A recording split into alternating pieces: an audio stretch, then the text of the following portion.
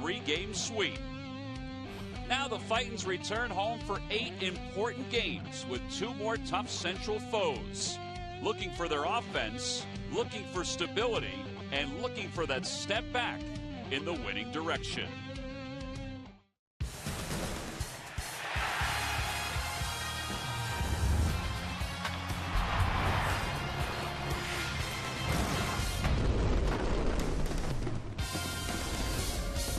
On so many different levels, it's good to be home for the Phillies, and it's good to be home for 8 consecutive games. Beginning tonight, it's the first of 4 against the St. Louis Cardinals. Now, some news for the Phillies right out of the chute. John Lannon has been placed on the 15-day disabled list with a strained quadriceps tendon in his left knee. Now, the word is he could be out anywhere between 6 and 8 weeks. Hi, everybody. I'm Tom McCarthy along with Chris Wheeler. What we do know is that the Phillies will make a corresponding move tomorrow. Lannon's next start won't be until Monday, so whomever it is that comes up tomorrow may not be the starter on Monday, so there might be 2 moves before the start on Monday night. Now to the Phillies tonight. What a struggle it was on the road. They're looking to change their luck tonight. Just couldn't hit, Tom. Couldn't hit, couldn't get on base. It was really amazing that they won 2 games when you get right down to it. And they could have won a lot more because they were in most of them until that game of last night. This is what they did offensively, and it's crazy to even put offense in this graphic because their offense was almost non-existent. You see 205, they had 3 home runs. They scored 10 runs in 6 games. Their on-base percentage was just dreadful. Now, on account of that, Charlie's going to try and do something different in the lineup. Dominic Brown not playing tonight. He has a little problem with his back. Freddie Galvis, who they tried out in spring training in the outfield, they're going to give him a shot in left field, let him bat second. Jimmy Rollins, who's only 1 for 18 his last 6 games, will move back to his customary leadoff spot. And Ben Revere, who has really been struggling with just a .242 on-base percentage, drops down to number 7. Now at the 7th spot, they can use him to run down there. He still could be productive. And Charlie has said he likes the fact he has the 2 switch hitters at the top of the order with Rollins and then Freddie Galvis. Now they'll have to deal with a pretty good pitcher in Adam Wainwright. Remarkably, he has not walked a batter this season. That really is remarkable. This is a guy a year removed now from Tommy John surgery. Missed all of 2011, the year that they went and won the World Series. Of course, beat the Phillies in the playoffs. This guy has great stuff, good fastball, slider, and coming up is his money pitch, this big overhand 12-6 curveball. One of the best curveballs in the game. He'll throw it to right-handed hitters, left-handed hitters. It's a strikeout pitch for him, and he pitched a tremendous complete game his last time up. He also, off of last night with the way that Leake hit, this is one of the best hitting pitchers in all of baseball also. This is what he's done in his 3 starts, and as Tom mentioned, that 0 is not a typo. No walks and 24 strikeouts in 22 innings. That's hard to imagine. Well, we'll see what happens tonight. The Phillies will see all but one of the starters for the Cardinals during this series. It's a 4-game set, and it begins tonight. It's game 1. Adam Wainwright for the Cardinals. Cole Hamels back on the mound for the Phillies, getting set to make his 4th start of the season. When we return, we'll give you the lineups and have the first pitch. Phillies baseball is brought to you by Toyota. See where Toyota takes you. Test drive one at your Toyota dealer. Toyota, let's go places. By Xfinity, the official HD triple play provider of your Phillies. By Citizens Bank, where good banking is good citizenship. Is it a time you experience good banking? And by Independence Blue Cross. We are creating a more coordinated healthcare system that is built around you. Independence Blue Cross, changing the game.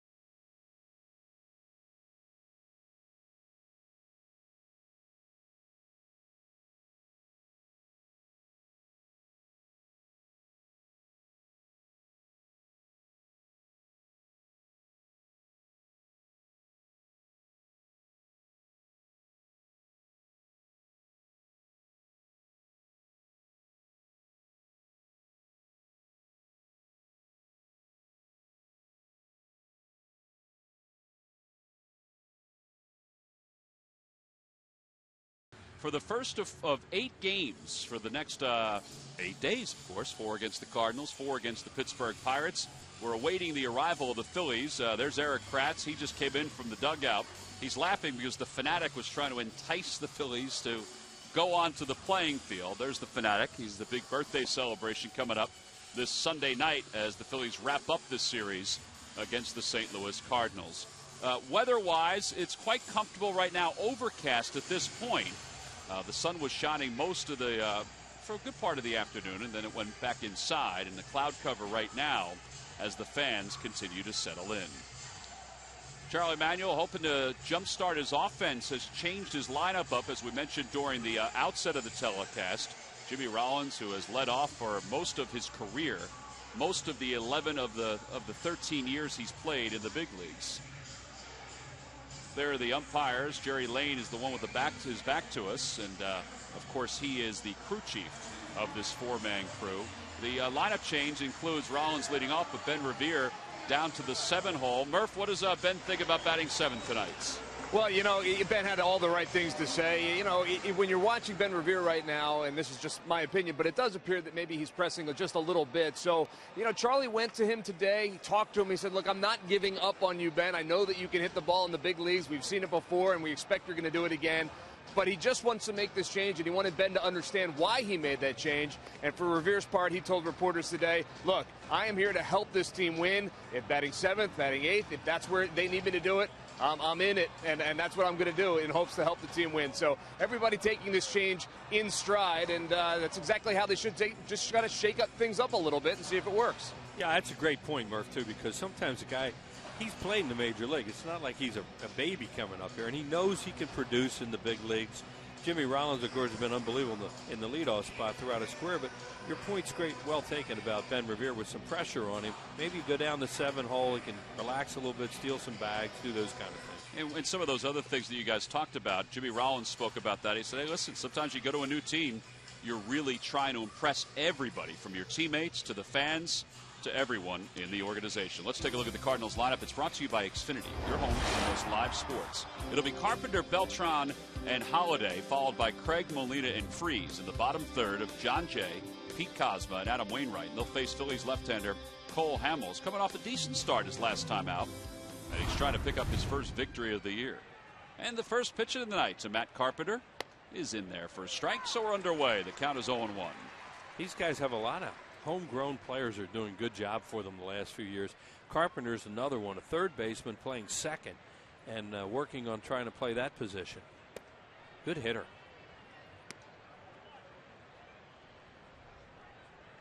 Cole has done thus far. He got hit really hard in that game in Atlanta, of course, and his numbers are a little bit out of whack. Ground ball to second, and Chase Utley has stepped to his left. One away, a quick first out here at the top of the first. Here's our scouting report on Cole Hamels. That's his fastball velocity in that area. He'll also throw cutter, change, curveball. Career against the St. Louis Cardinals, 2 and 3 in this ballpark. 1 and 2 with a 3.54 earned run average in 4 starts. Well, here's Carlos Beltran, who has the most ABs out of anybody in the Cardinals lineup against Hamels. And he takes a strike, 93-mile-an-hour fastball, and it's 0-1. From all those years going against the Phillies in a New York Mets uniform when Hamels would pitch against the Mets so much. Beltran hits it foul. It's quickly 0-2. Beltran looked like he may have been close to done a few years ago. Has he had a rejuvenation in his career? Well, he had the first hit of the game last night against A.J. Burnett. Burnett had a no-hitter into the 7th inning for the Pittsburgh Pirates. And he reaches out and pokes one into right field, a base hit. I want to talk about a defensive 2-strike swing. Yeah, that was an emergency swing. I think he was sitting on changeup there, and he wound up getting a fastball, just put it in play, and it's now time for our Nissan keys to this evening's ball game. You remember them? No. I knew they were brilliant, but I couldn't remember them. Well, there's a real good one. How about the first win for Cole Hamels? He just showed his stats, and Wainwright. Well, he will make a hitter swing, as we talked about in the opening. He has yet to walk a batter. There's Matt Holliday, who takes outside. It's 1 ball and no strikes. Holliday has hit in 8 of his last 9. He's hitting .250, though, with a home run and 11 runs batted in.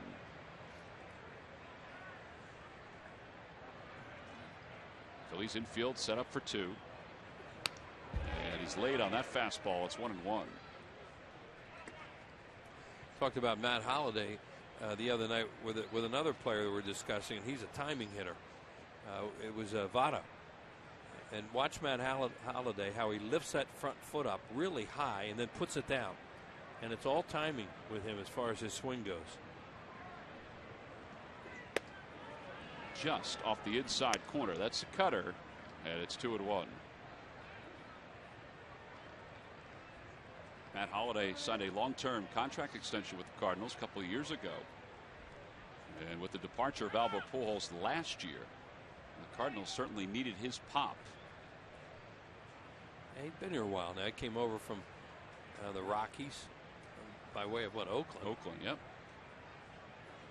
Change up, waved at. It's 2-2. I think that may have been the first changeup that Cole's thrown tonight. Good spot to throw it. Pitching backwards a little bit there in a fastball spot.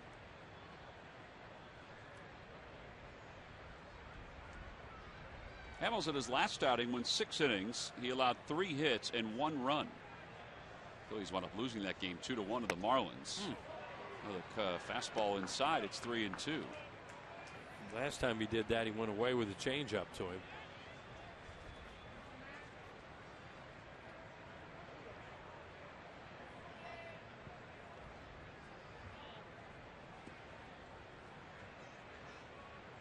There goes the runner. Pitch is taken for a called strike 3, and Kratz throws one right on the money. It's a strikeout, throw-out double play. A great way to finish up the top of the first inning. So Holliday goes down looking at a 3-2 pitch, and Beltran, kind of running on the pitch, was an easy target out at second base. Give some credit to Erik Kratz. This was a beautiful throw right on the money. We go to the bottom of the first. Cardinals nothing, and the Phillies coming up.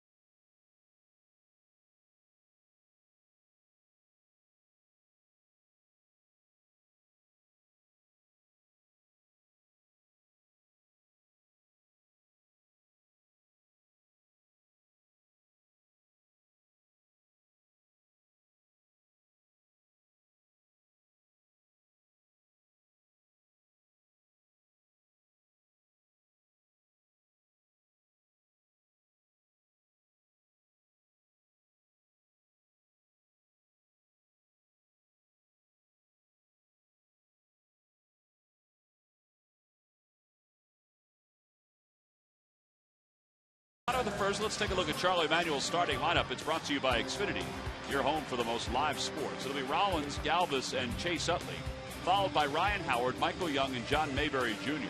Ben Revere's at center field batting 7th. Erik Kratz hits 8th.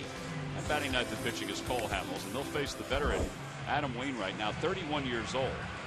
82 and 49 lifetime. This year, off to a great start. 24 strikeouts and 22 innings of work. 6'7", 235-pounder. Out of Brunswick, Georgia. Spend the night in Brunswick, Georgia, everywhere on the way down to Clearwater. It's 825 miles from here, Tom, just in case you were interested. Have you ever stopped over Adam Wainwright's house for some dinner? No, just at one of those hotels right off of 95. It's a quick night. And this guy is a really good pitcher, obviously. As Tom mentioned, signed him to a long-term contract, and he's an outstanding hitter. Well, he'll face Jimmy Rollins to start things off. Rollins back to the leadoff spot for the first time this year. And the first pitch, a chopper to second. And with one pitch, there's one set aside. Well, he's going to go up there and look for a first ball fastball. When you haven't walked anybody as a hitter, you're thinking, I'm going to get a pitch to hit. But he can sink his fastball, and he got on top of it and hits a weak ground ball. Well, Well, that'll bring Freddie Galvis to the plate. Galvis was 5 for 12 on the road trip. He's hit it in 4 consecutive games. Getting a chance to play left field today for Dominic Brown. Hit a home run last night. And he takes a strike. It's 0-1. Galvis has certainly become a jack of all trades. And he rips one into right field, a base hit. And he goes hard out of the box and forces Beltran to get the throw in quickly. Yeah, it's just surprising. You know, he was a Phillies shortstop of the future as Dominic Brown, not able to play tonight, looks on. And now all of a sudden he's starting a game in left field after playing second and third. And he got a cut fastball there, it looked like, or a fastball out over the plate a little bit, and put a nice swing on it. Well, we saw last year when Freddie adjusted to second base so smoothly that he has tremendous hands, great instincts, and it's now carried over to the outfield. It's not a position he is unfamiliar with, if only because of the amount of practice he has had in the outfield. He played a couple games in the outfield in spring training, but not an abundant amount. Yeah, it's just totally different when you go out there and you play in stadiums with an upper deck, sun, wind. Don't have to worry about that tonight. But the ball comes off the bat so much differently than off a fungo bat. Or, you know, even in batting practice, because they're not throwing that hard. And he did well enough in spring training. They feel comfortable to run him out there. And it's not a real deep left field here. 1 ball, no strikes, the count to Chase Utley. And Utley hits it back toward the box. Wainwright's got it. That could be 2, and it is 2. 1-6-3 on the double play. Each team finishes up their half of the first with a double play. Phillies a strikeout throw out. Adam Wainwright fielding a grounder.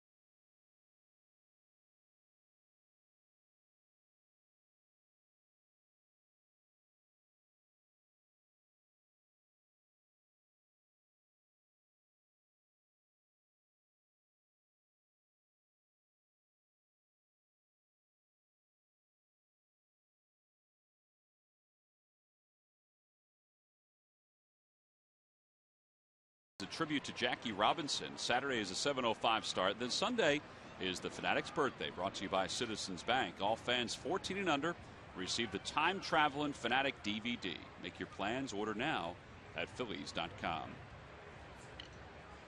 Alan Craig leads it off for the Cardinals.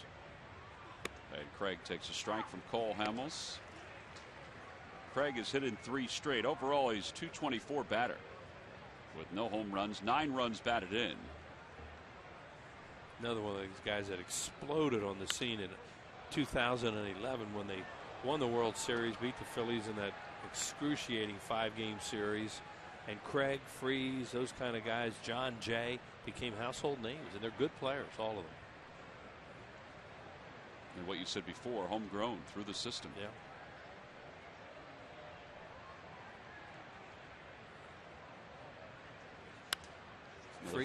Freese is a guy that was with the Padres, but he's from St. Louis. He was out of baseball for a couple years. Yeah, He's a local kid. Now, he's struggling a little bit this year. But he is well, how many big hits did he get in postseason play? It was unbelievable. Curveball inside, 1-2. We saw a few of them, and the Rangers really saw them.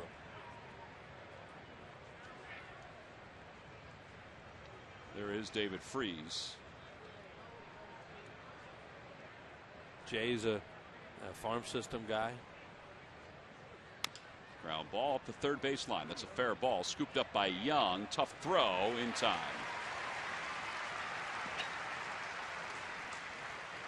And one out here in the second. Pretty good play by Michael Young. Real nice play. Didn't have a fast runner, so he didn't have to panic here. He could use his glove, too. He knows he doesn't have to barehand it. Took maybe one extra step, but with a slow runner, he's able to do all that and get his man at first base. Now with one away, Yadier Molina will be the hitter. This guy has turned into the heart and soul of this team. He has played in every inning of every game so far, and he's caught every inning but one. That's amazing. It's early, but still, you think somewhere along the way they've gotten him out of a game. I guess Mike Matheny, a former catcher, really likes to watch this guy. Off the hands, a bloop to right, a base hit. Remember when he used to be an out? All the time. It's amazing. When he first came up, he was an out in their lineup, and now he may be their most dangerous hitter. Now, tonight's ball game is also available in Spanish. Just use the SAP button on your television or change the language through the menu on your cable box. Ricky Ricardo's to your right. Wills, does Ricky look a little different tonight? Bill Kulick's on the left. No. He's clean shaven. He shaved off his mustache. Oh, okay. Here's David Freese with the runner at first. And it's no balls and one strike. Freese last year and the year before combined has hit .295. Last year .293. The year before .297.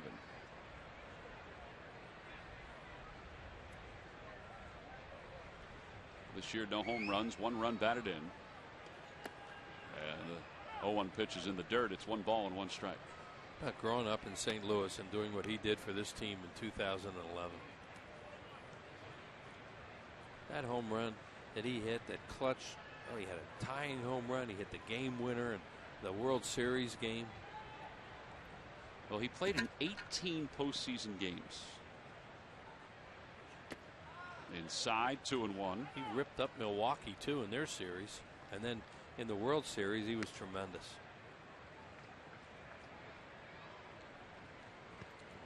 And he hit the homers, almost all of them, towards center field. Hit one off Roy Oswalt in the game against the Phillies on the Squirrel game. Darn Squirrel. That Squirrel, it ruined everything. Well, he was the National League Championship Series MVP and the World Series MVP. Yeah. Said he killed Milwaukee and the Rangers. And he was a pest to the Phillies too. That John Jay right there, or that's not Jay, but Jay. Oh yeah, it is Jay. He really hurt the Phillies in one of those games. Outside, ball 4, and that puts runners on first and second.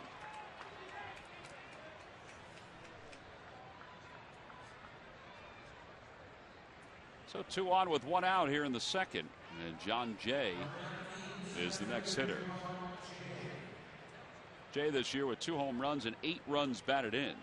In that game that Cliff Lee had the 4-run lead, and of course the Phillies lost. So that was a pivotal game of the series. This guy got 2 really big hits to knock in runs early, or to start to wipe out that 4-0 lead. One in the hole to left and one in the hole to right. So many points in that series that you can say were pivotal. That 4-run lead was huge. Well, yeah, because you're up 2-0. And you got Cliff Lee on the mound up 4-0. Yeah. One of these days, you know, it's kind of like reliving, people my generation reliving 1964. You can't help it, and you're going to relive that series for a long time. Jay whacks it foul. It's 0-2. It's just bad memories.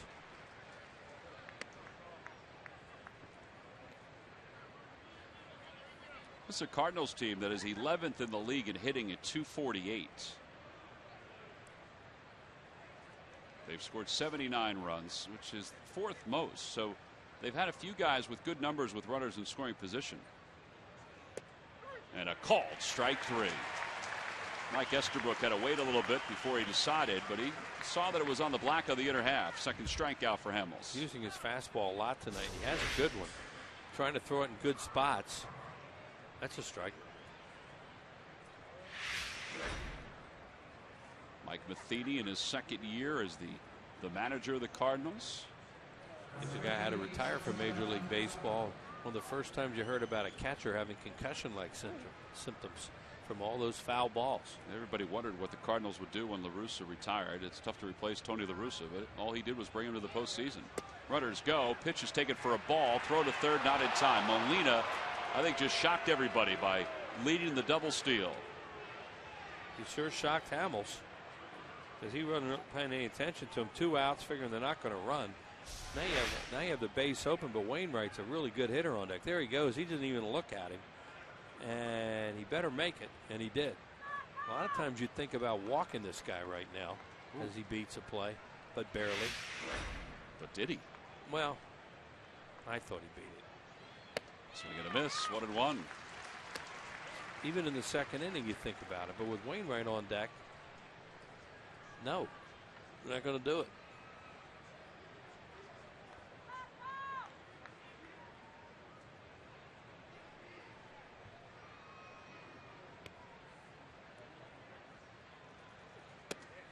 Tried to hold up on a changeup, 1-2.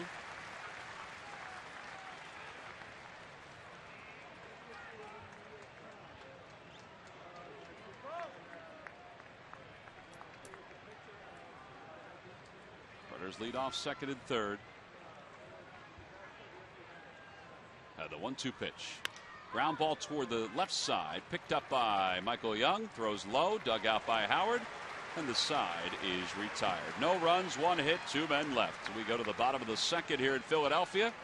And Ryan Howard, Michael Young, and John Mayberry will be up for the Phils.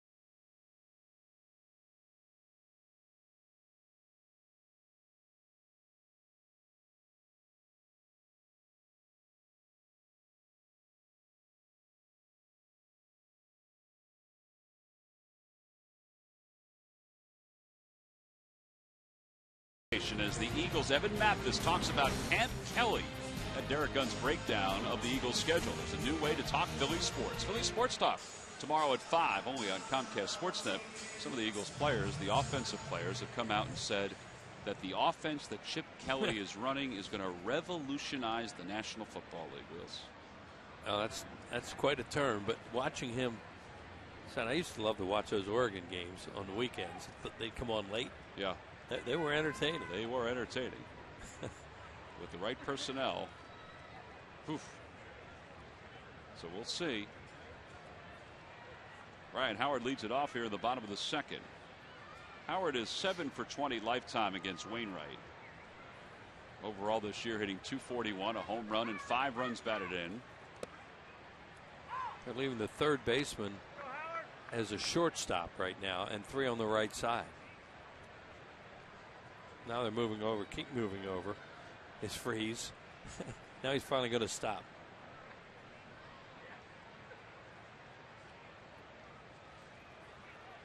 Ryan Howard was 7 for 23 on the road trip. Phillies took 2 of 3 from the Marlins, but then lost the 3 to Cincinnati, and they didn't walk once. Ruben Amaro said today, he said, I think it's ridiculous that we had no walks in 3 days. I honestly can't believe it. There's a ground ball, and it goes past the shortstop Cosma, and the throw from the second baseman Carpenter goes off the glove of Alan Craig. And that should be a hit for Ryan Howard. Yeah, they didn't play that very well, to say the least. And Ryan Howard would be happy to pick up a hit on that. They had him, he hit it right into the shift, and it should be an out. See, right here, he should have caught it first, Cosma. Now the throw is low. Yeah, Carpenter double clutch too. Yeah, he didn't get out of his glove right away. And then Craig can't come up with it. They had 3 shots at that. Well, Michael Young gets a chance to bat with nobody out and a runner at first. Short lead for Howard. And that looked like a little cutter outside. And it's 1-0. Wainwright is throwing a cutter more this year. And then he'll throw that curveball when he has to, and he has a devastating curveball, especially with 2 strikes. Little number back toward the mound. Wainwright has it. Not in time to get Michael Young. And with 1 out, Young takes over at first for Howard. John Mayberry's coming up. And what about those walks? Murph, what does Adam Wainwright attribute the lack of walks to? You know what, Tom? It's a very interesting story. It happens to be the longest streak for a Cardinals pitcher to start the season since way back in 1925. And it stems back to when Adam Wainwright was on the disabled list in 2011, as you guys talked about with Tommy John surgery.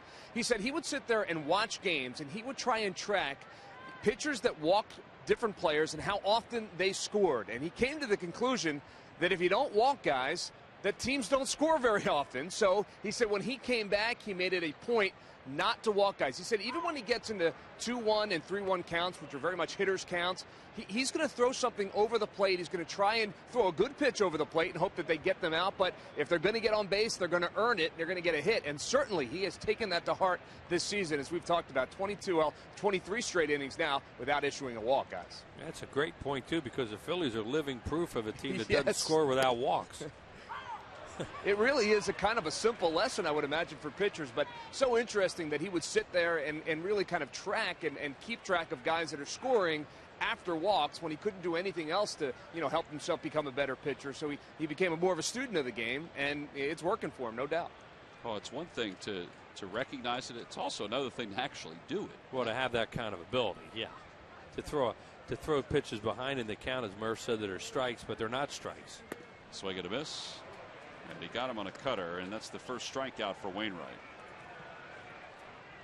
Yeah, there are 2 outs for Ben Revere. So here comes Revere up for the first time this year in a spot other than the leadoff spot.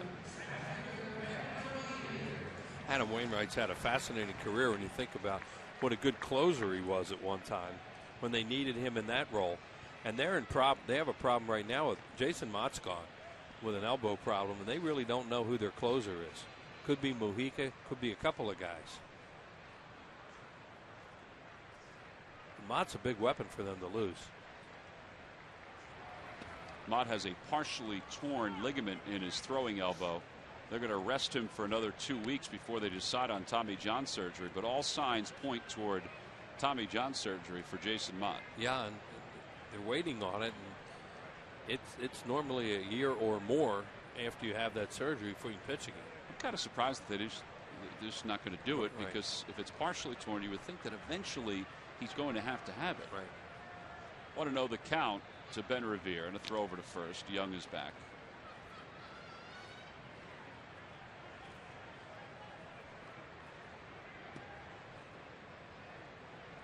Revere was 4 for 24 on the road trip.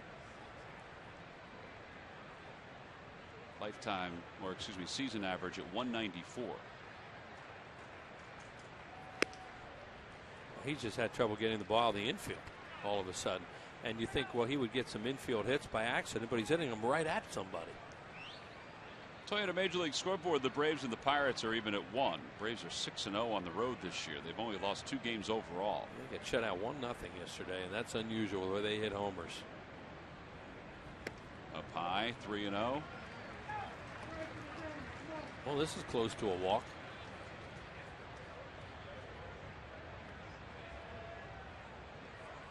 Eric Kratz is on deck. Well, and this is the experiment where Wainwright would normally throw a strike in this spot, and there it is.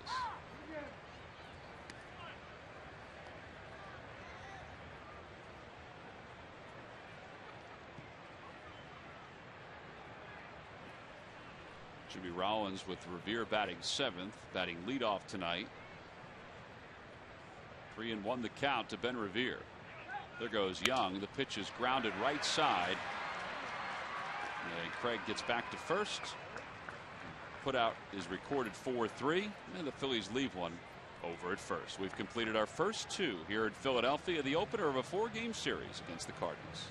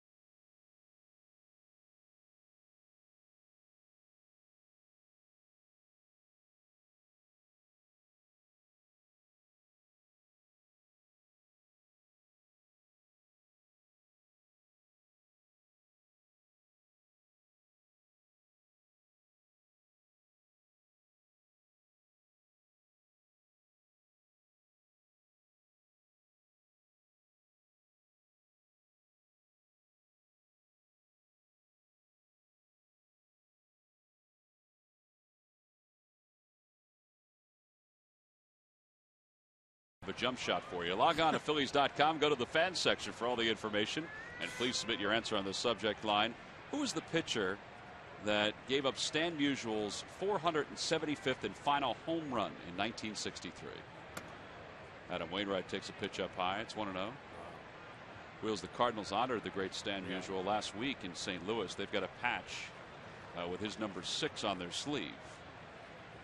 There's Wainwright. He was not only one of the greatest players that ever played. He's one of the greatest people you ever meet. Anybody who's lucky, we were lucky enough to meet him a number of times, be in his company, and what a great guy. Just tremendous ambassador for the game. There's that patch Tom mentioned.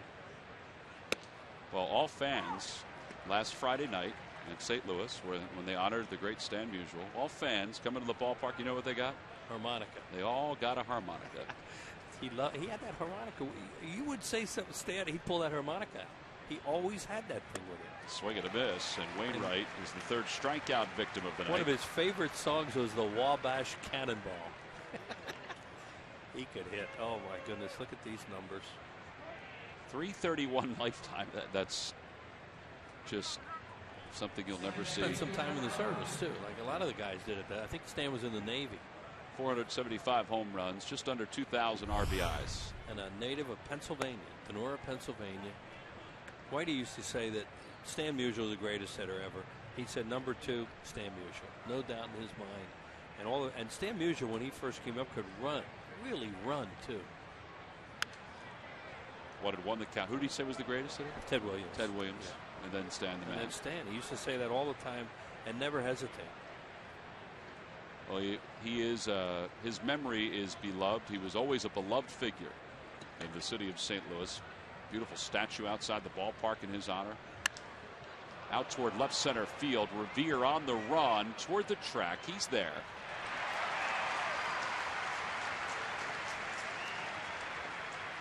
When you look at those numbers of Stan Musial, all the home runs he hit, but doubles. So he had power and speed. He hit the alleys. He was the Cardinals, no doubt about it. He's there. When you look at the St. Louis Cardinals, you think of Stan Musial. Was he a good defensive outfielder? They said he was a very good outfielder. Yeah, because he could run so well. Beltran singled his first time up. He takes low and away, 1-0.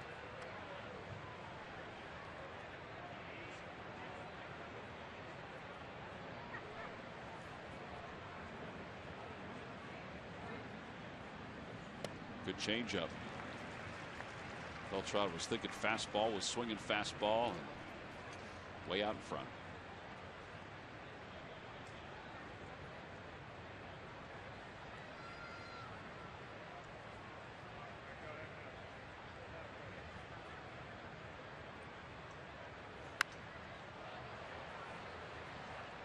What a catch by one of the ushers here on the Hall of Fame Club. There are 3 ushers, or 2 ushers, I should say, that were congregated right around the top of the stairs. And he had his back to it, heard a little commotion, turned, and just casually made the grab. Swing and a miss. He got him with a cutter. Down and in. 4 strikeouts already for Hemmels. And it's a 1-2-3. Top of the 3rd inning. Nothing across for St. Louis. Beltran rung up for the final out here at the top of the 3rd. We'll go to the bottom of the 3rd here at Philadelphia. The Cardinals nothing and the Phillies nothing.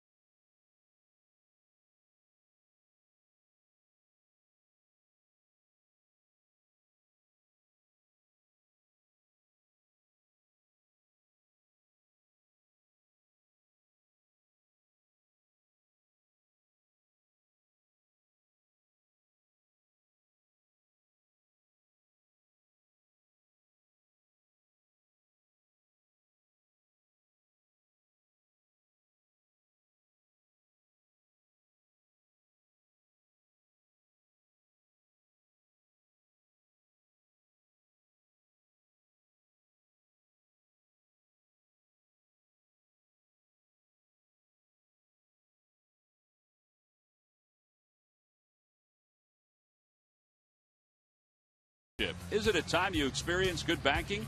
Buy Honda. Visit your Honda dealer today for great deals. Only a Honda is a Honda. And buy McDonald's. I'm loving it. Oh, nice night here in Philadelphia. We go to the bottom of the third. Eric Kratz will lead it off. And Kratz lines one toward right, but it's right at Beltran. Eric is now 0 for his last 15.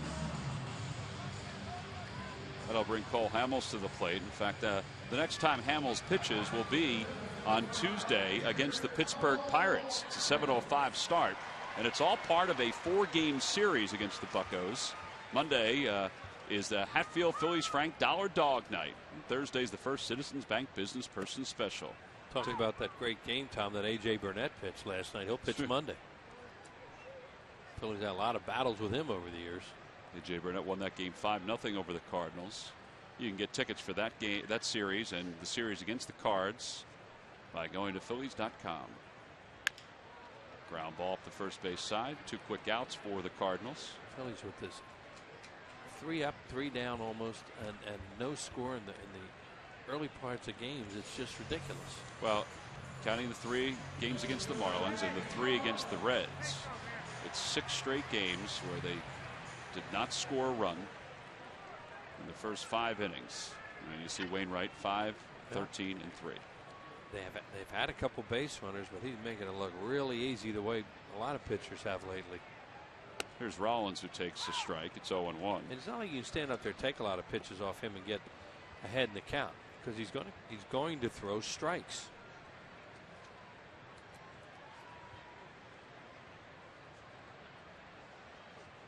Yep, he hadn't thrown that thing much, and there it was, that big old 12-6 curveball.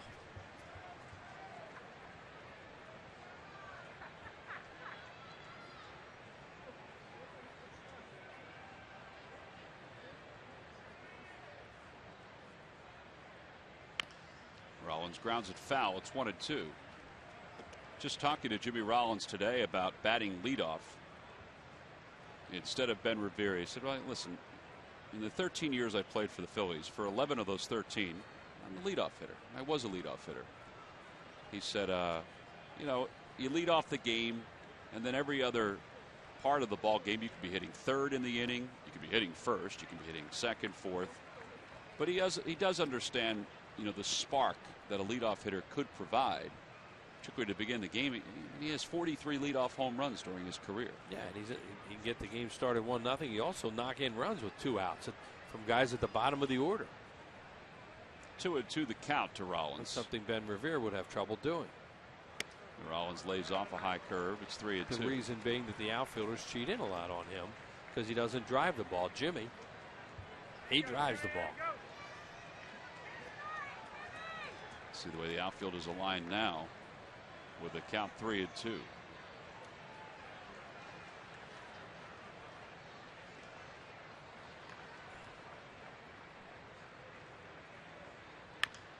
a ground ball toward first, and that is a fair ball according to Alan Porter, the first base umpire.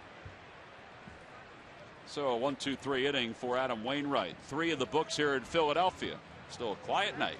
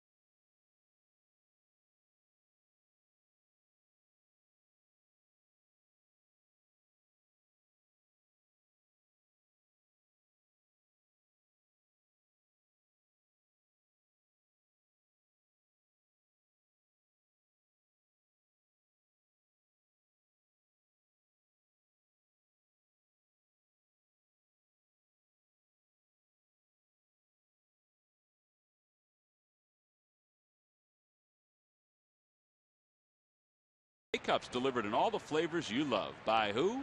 But W.B. Mason. Now we go to the top of the 4th inning here in Philadelphia. Matt Holliday will lead it off. It'll be Holliday, Alan Craig, and Yadier Molina against left-hander Cole Hamels. Hamels got Holliday on strikes his last time up, and he delivers just a little outside. It's 1-0. Yeah, kind of froze him on a fastball. Inside. Most players don't like that ball on the inside part of the plate, especially late in the count. Good pitch. Most of the hitters will look for the ball out over the plate, especially 3 and 2.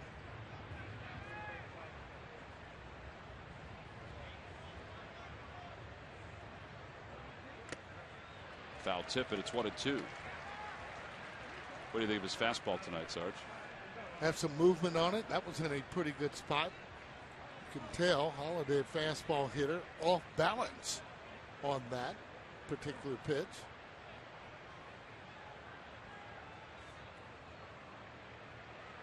Now time is called. Holliday asks for time. And Hamels will go for a walk. Now that's what pitchers don't like doing. Again, they want to be on the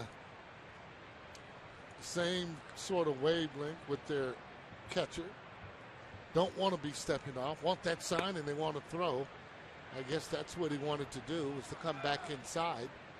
Kratz gave him a sign that he wanted it outside, gave him a little bit of a wiggle, which would have meant a changeup. Here's the 2-2 pitch to Holliday. Inside, 3-2.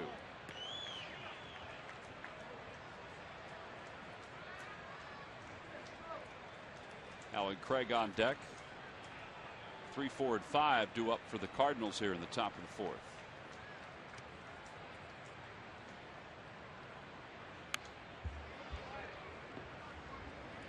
Pretty good pitch. Change up. That's after 2 fastballs inside.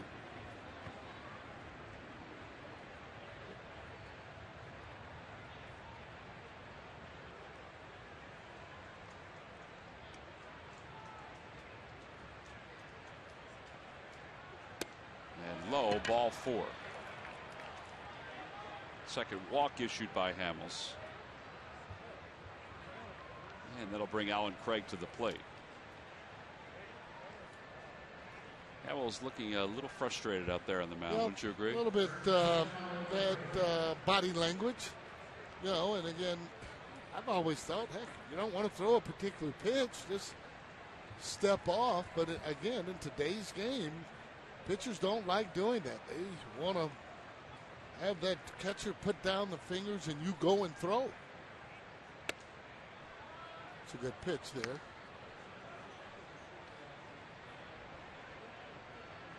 Used to see that quite a bit with Jody Davis and Rick Sutcliffe. Jody did a great job for him that year. Sutcliffe 16-1, winning the Cy Young, which would have been in 1984. Fastball on the outside corner, 1-1. So they wouldn't always be on the same page, or? Oh, never. And really? Oh, yeah. And a lot of times Jody would just go out and say, "Well, I'll sit in the middle of the plate, throw whatever you want." Because Jody felt that he didn't throw hard enough to be able to fool him, so he'd be able to catch the ball. Well, things worked out well. Out toward right center field. Mayberry on the run. He lost it in the lights and then slipped down. Ben Revere backs it up. The runners advancing an extra bag. Holliday to third. And Alan Craig gets all the way to second. Now, I'm assuming he lost it in the lights and then slipped down because he leaned down just a little bit, Sarge. That ball was going out to him. I could be totally wrong as to whether he lost that or not. Yeah, I've seen balls in the lights before. Let's take a look at it as it goes out into right center as he's coming in. No, he just slipped. On that particular ball. He saw that ball all the way. Ben doing a good job, however, backing him up. Could have been over a little bit further, but yeah, he just slipped on that. Ben giving him plenty of room just to let him know he's not in the vicinity there. Bad luck going on for the fighting field. All right, so the Phillies will play the infield back with Molina and runners on second and third. And Molina swings at the first pitch, shoots it down the right field line. That's a fair ball. It kicked up some chalk and 2 runs are going to score. Molina going to second, and the throw not in time. It's a 2-run double, and it's 2-zip St. Louis. Wow. This is when, well, Charlie's going out. He's going to take a look at it. Alan Porter, by the way, is the is the first base umpire. He made that call. I'll just see whether or not he was out there far enough. A lot of times umpires, when the ball hit down the line, they'll straddle the line. And you see what I'm saying? He's straddling the line right now, and he's taking a look at it, and he made the call. A lot of times there you can see chalk come up, so you know it's a fair ball. Well, that was awfully close. It looked naked eye as if it was a fair ball. It looked like it kicked up the chalk. Looking at that replay, it was close. Take another look, see if you can see it. Watch the ball come down now. Boom. Boy, if it hit chalk, it just barely hit chalk. I mean, from that shot right there, it looked like it was just foul. Well, the position that Porter's in gives him the best view. He got down, so you can actually see whether or not the ball's on whatever side or whether or not it hits the chalk. A strike on the outside corner, 1 ball and 1 strike to David Freese. Alan Porter obviously was closer than we were to that shot. Thought maybe he should go down a little bit more just to look at it, but he had a pretty good angle at it. Well, as long as they get down, they're able to see the line, but you're right. Further down you go down, the easier it is to take a look at it. All right, let's take another look at it here. And still in the air. Coming down, still coming down, and right there, that's a foul ball. Boy, we were able to blow that up. Obviously, Alan Porter didn't have that same look, but able to blow that up right there. And that looked like it was a foul ball. That's some great work to be able to do something like that. You know, that's part of instant replay that they may expand to in the years to come. Swing and a miss, 3-2. So on instant replay, you think they would have overturned that particular call? Yes. Well, I don't know if they have that. If they had that shot that we just showed, and they have everything at their disposal that we replay, then yes, I do think they would have. Wow. If we would have shown something blown up like that. I mean, again, we had to blow it all the way up to show it. You know, from up here, I thought it looked fair, but looking at that replay, it was obviously foul. Yeah, well, again, too, though, it's so close. Game of inches. So if he saw any white or whatever come up, he's going to call that a fair ball. But it's amazing how many times when you say it's a game of inches that it comes into play. A strike on the outside corner, 0-1. John Jay the batter. 2-0 Cardinals on a 2-run double by Yadier Molina.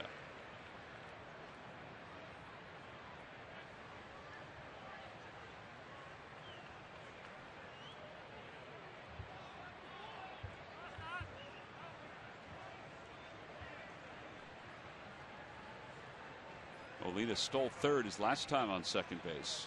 Led a double steal. He's not a fast runner, just end up getting a good jump.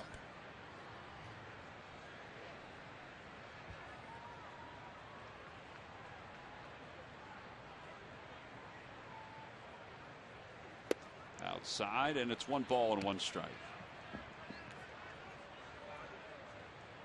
They're struggling a little bit with that control here this inning. Control damage is what he wants right now. No more runs.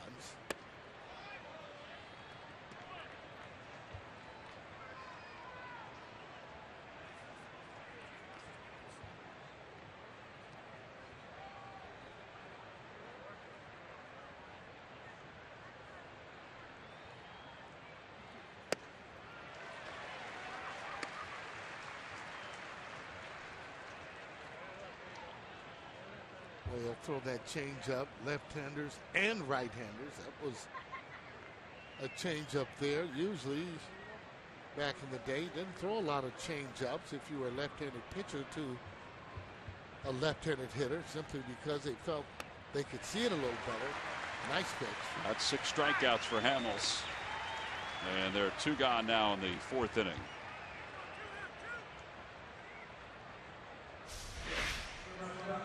Great movement on this pitch there. It looked to be almost like some type of little breaking ball that broke quick right at the end.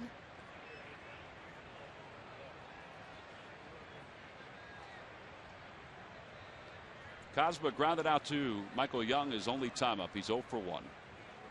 And he takes the change up a little low, and it's 1 ball, no strikes.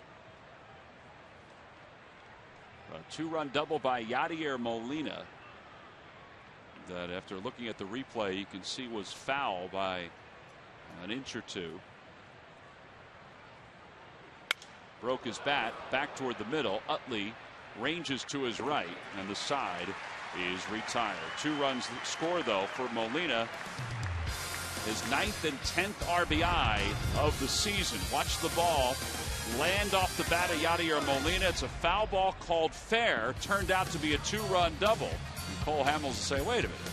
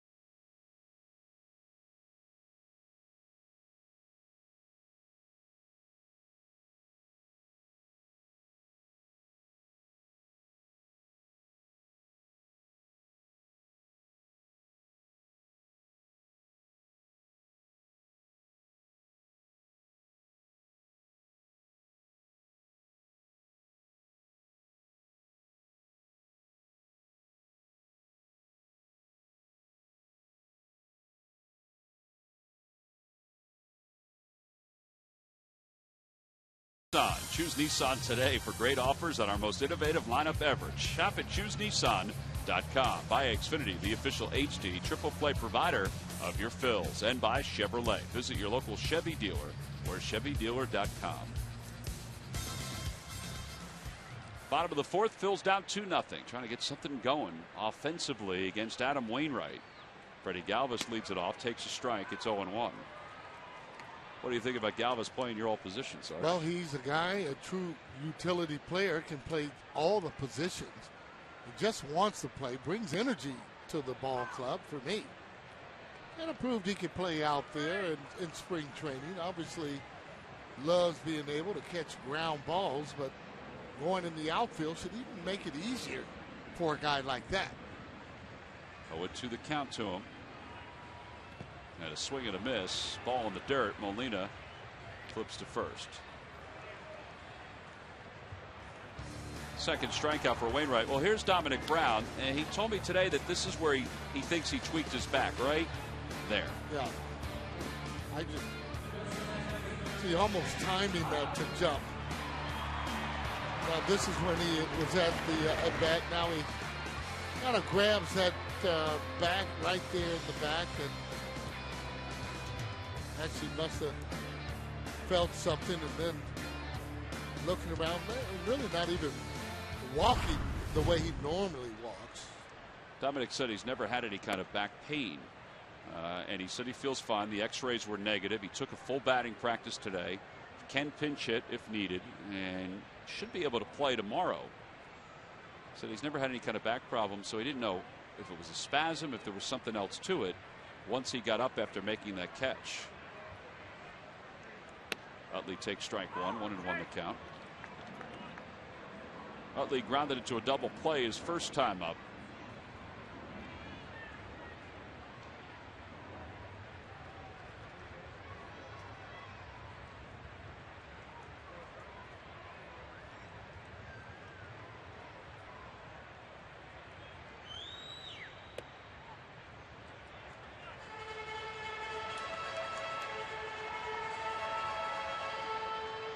Wainwright holds his changeup a little differently from Cole's. Actually, that ball kind of going away as if it was a screwball, holding that from the side. Those are things that when you're a hitter and you're up there at the plate, you want to pick up those kind of tendencies from pitcher. There it is again. Well, that was a fastball.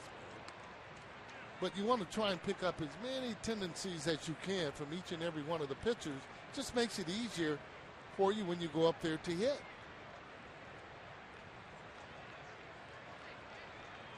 Fiddling with the grip as he gets into his glove. And the 2-2 pitch. Curveball line towards center field. A base hit for Chase Utley.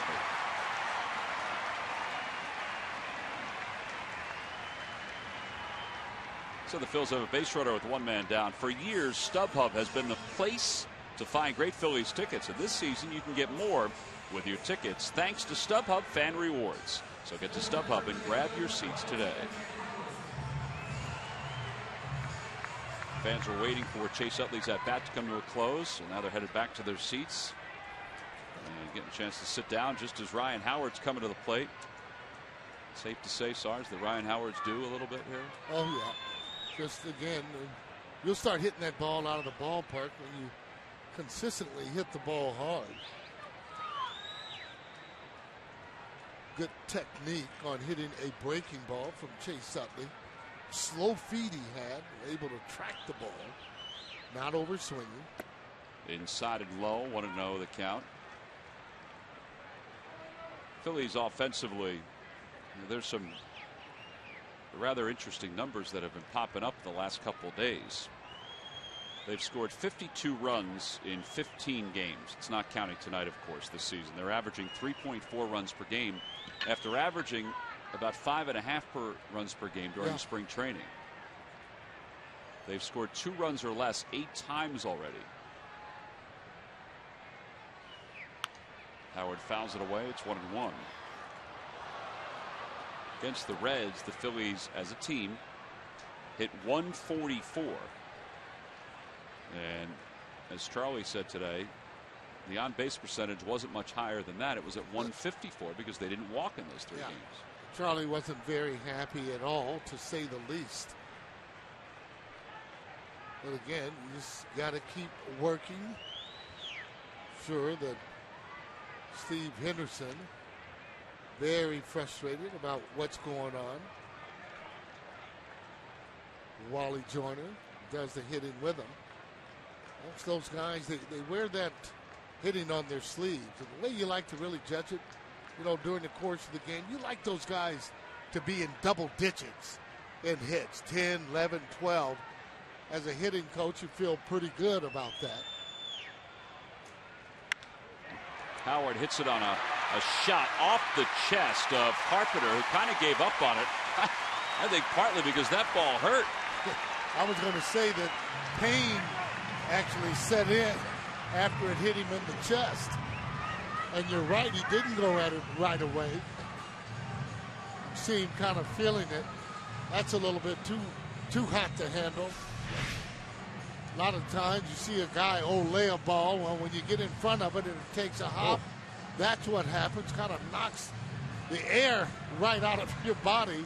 He was in no hurry to pick that ball at all. Hope that didn't hit him on the bone or anything like that. And appears to be okay, other than the shock of a wicked one-hop line drive. Now this is real speed there, as you can see. He might have had a play at second base, but once he ends up starting to run, it just not going to happen. Greg Houck, the athletic trainer for the Cardinals, went out with Mike Matheny. That is a jarring blow. It turns out to be the second infield hit of the game for Ryan Howard, and now first and second with one out for Michael Young. See, and that same ball there that Ryan Howard hits, if it's more, that ball had top spin on it, which means it's going to go down. Now, if he hits that ball true, it's out of the ballpark. And he's starting to find that stroke, that, and more of the stroke where you're hitting close to 300. That's the stroke that he wants to try and find.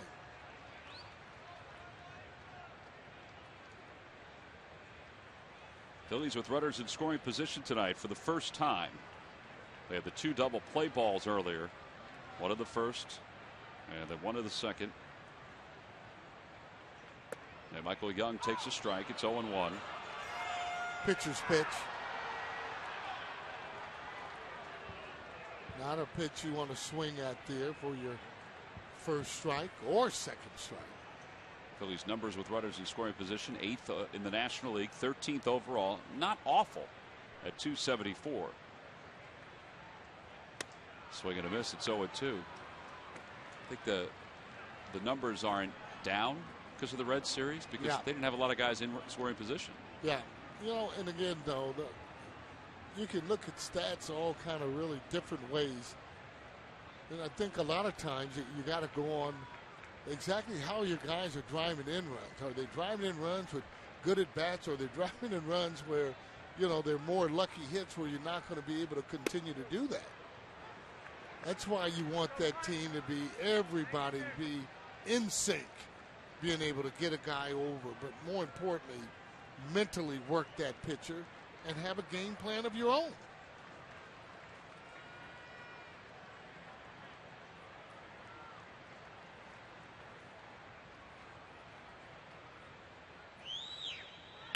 Ground ball toward third. That could be two. And around the horn, double play, 5-4-3. The Phillies are retired here in the fourth. No runs, 2 hits, 1 man left. Carpenter looked like he shook off that shot. And we go to the fifth.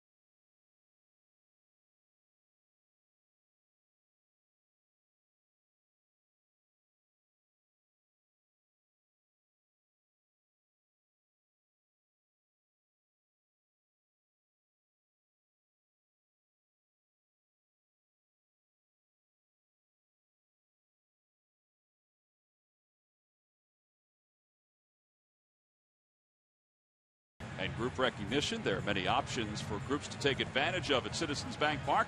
What better way to take in a Phillies game than with a group of family, friends, or business associates? Check Phillies.com for all the great details. Top of the fifth, it's 2-0. Cardinals on top. Cole Hamels We'll get set to face Adam Wainwright to start things off. All right, Sarge, so 4 innings into this ball game. Phillies have not scored a run. It's kind of a carryover to the road trip we just saw. Yeah, right. Didn't play very well on the road there at all. The good thing, however, is that they've had opportunities.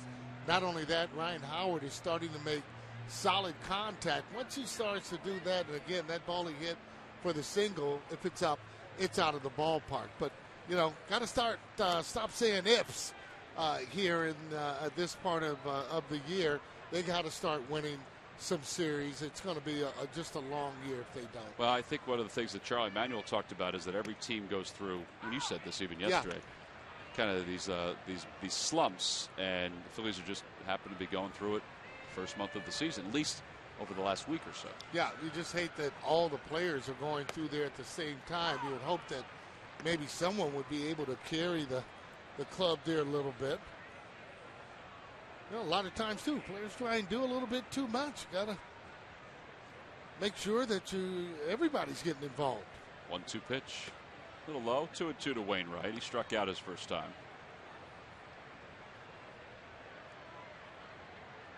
Got to be careful. Guy swings the bat pretty good. He waves at a changeup. 7 strikeouts for Hamels. Equalizer. There's Steve Henderson, the Phillies hitting coach. Steve Henderson and Wally Joyner both working diligently to try to get the players back on track to where they were, let's say, those 2 games against the Mets. Yeah. Well, it's not because they're not working hard and the effort is there. Just not the consistency that you need to be able to carry that on in the games. Once that starts, it makes it easy to start to win those series where you're winning 2 out of 3 or 3 out of 4.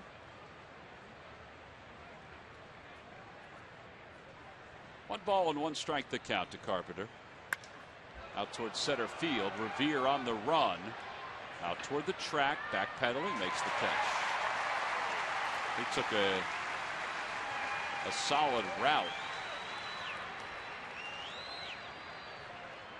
That ball's up high like that. He has no fear. Has the speed to be able to get back. It's those line drives. That ball up high there, you can see he's got a bead on it. See how he starts to back up. He has it with no problem. Good catch. Beltran 1 for 2.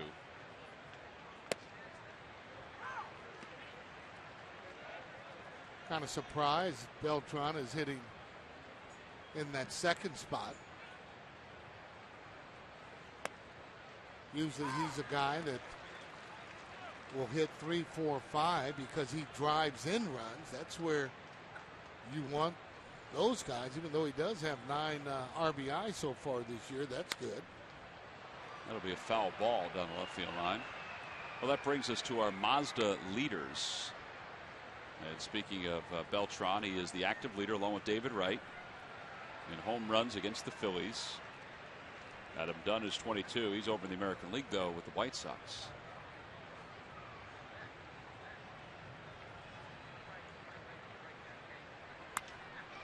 Another one out towards center field. This one not deep.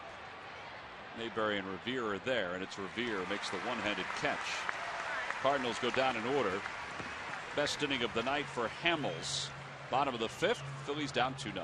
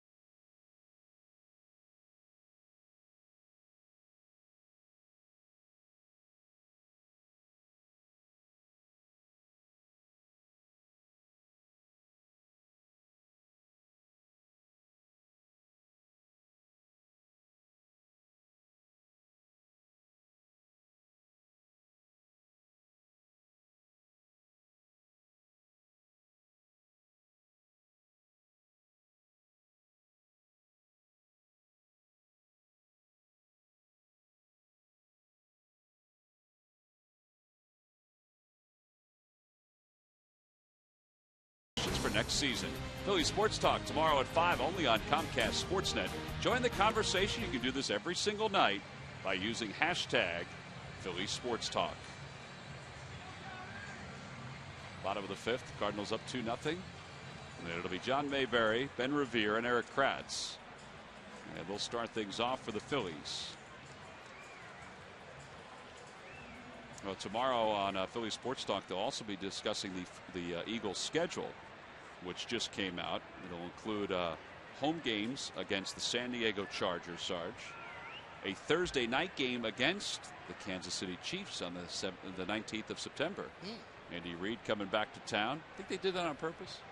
Of course. John Mayberry leaves it off, and he takes low. 1 ball and no strikes.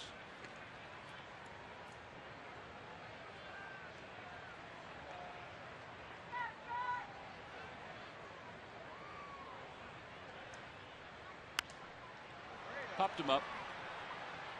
Owen Craig, the first baseman, is there.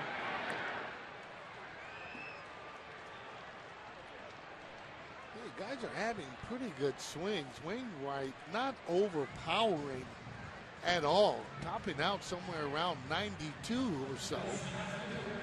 But then he's just been around the plate as advertised, not walking enough. See right there, he just a little bit away from that. That's why I say that ball there too, if you're trying to hit that maybe to center field, you'll probably rifle that ball to right center.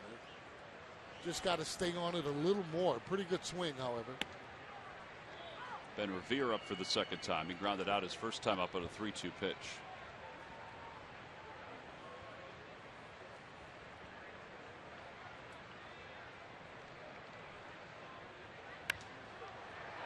Out toward left field, Matt Holliday ventures back a few steps for the second out.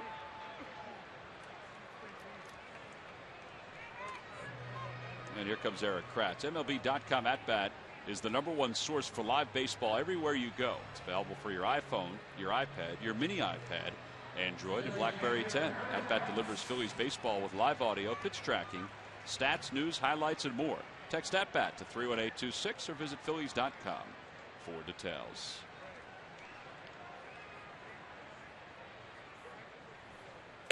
Eric Kratz takes strike 1. And so far, he's got, 4 pitches, 2 outs. Talk about working the count. You got to be able mentally to, the guy in front of you swings at the pitch early. You might want to maybe take a pitch or 2 just to start to work it on him. Good swing.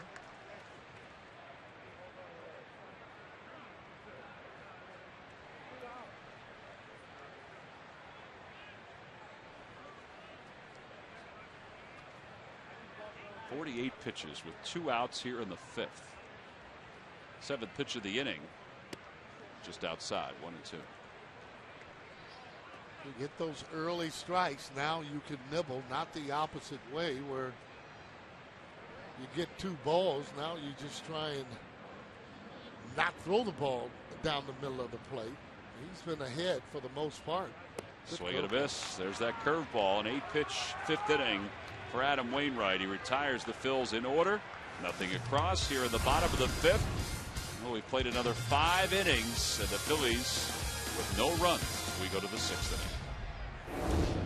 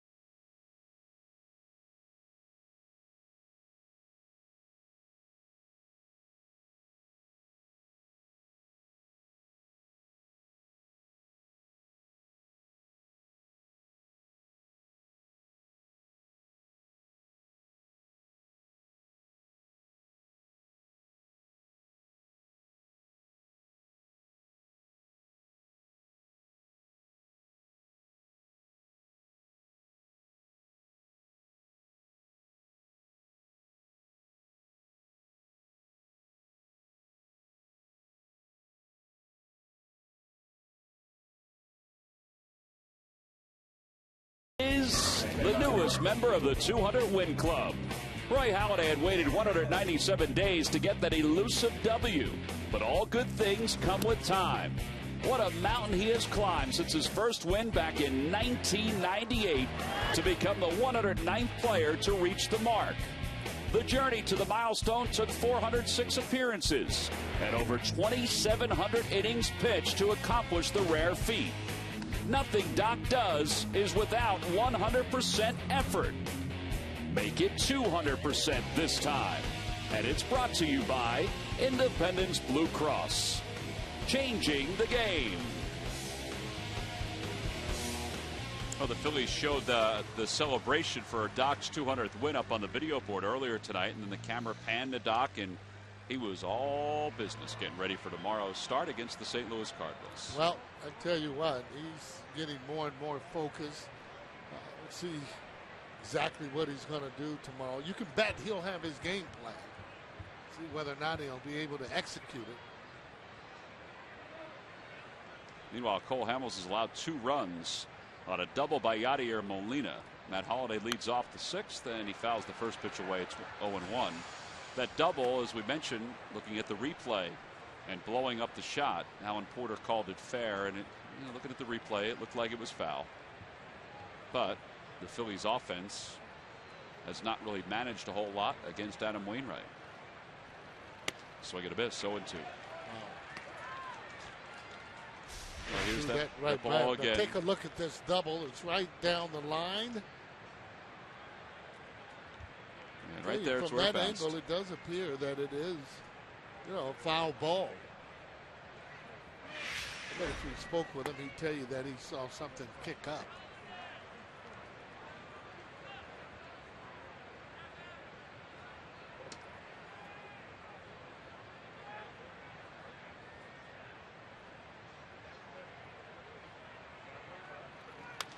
Ground ball towards shortstop. Rollins has time. And that's 7 in a row retired by Cole Hamels. He retired the side in order in the 5th. Every time the Phillies do that to the opposition, Comcast will make a contribution to Phillies charities. Phillies baseball is brought to you by Xfinity, your home for the most live sports, giving you all your favorite sports all year long. Alan Craig has doubled and scored. He's grounded out to third. 1 for 2 in this game.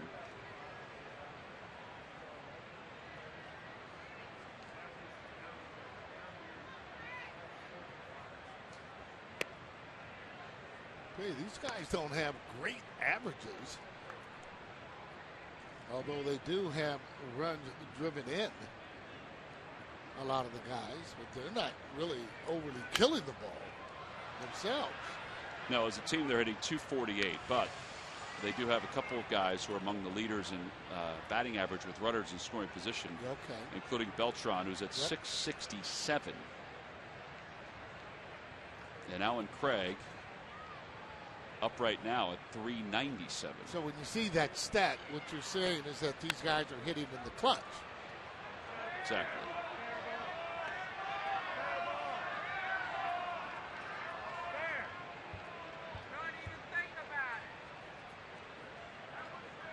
The young man is very excited. Yeah.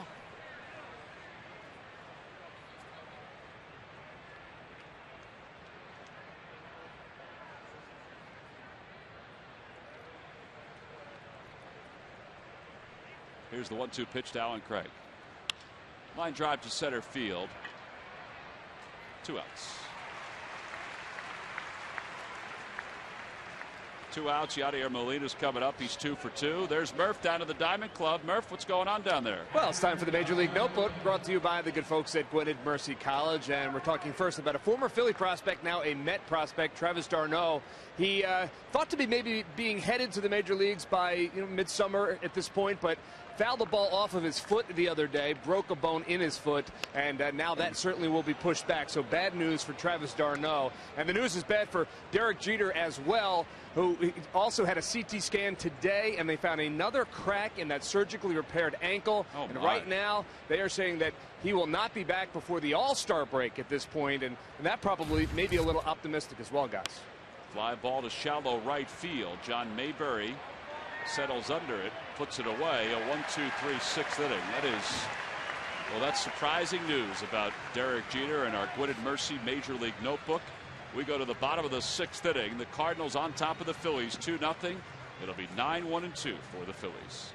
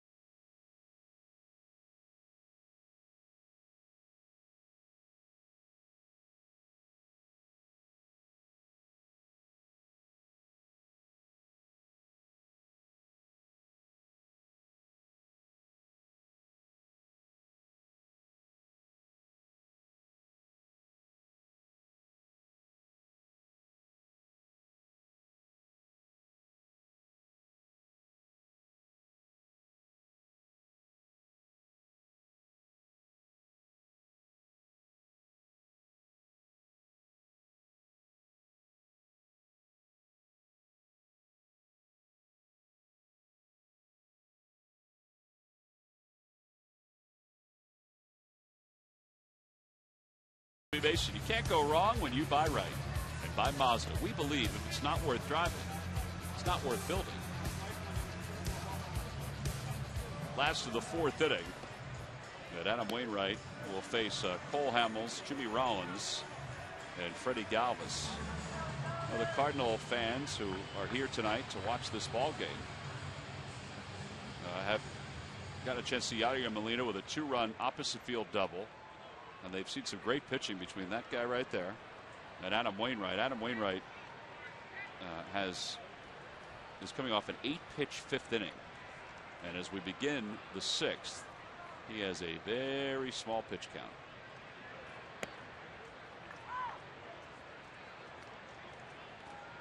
.51 pitches. Well, you figure on paper that when the guy on the left matches up with the guy on the right, you're going to have a pitcher's duel. Yep.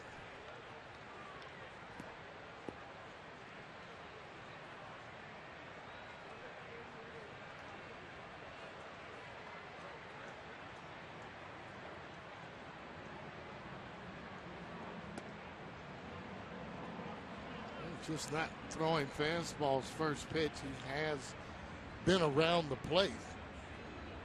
Not predictable in throwing.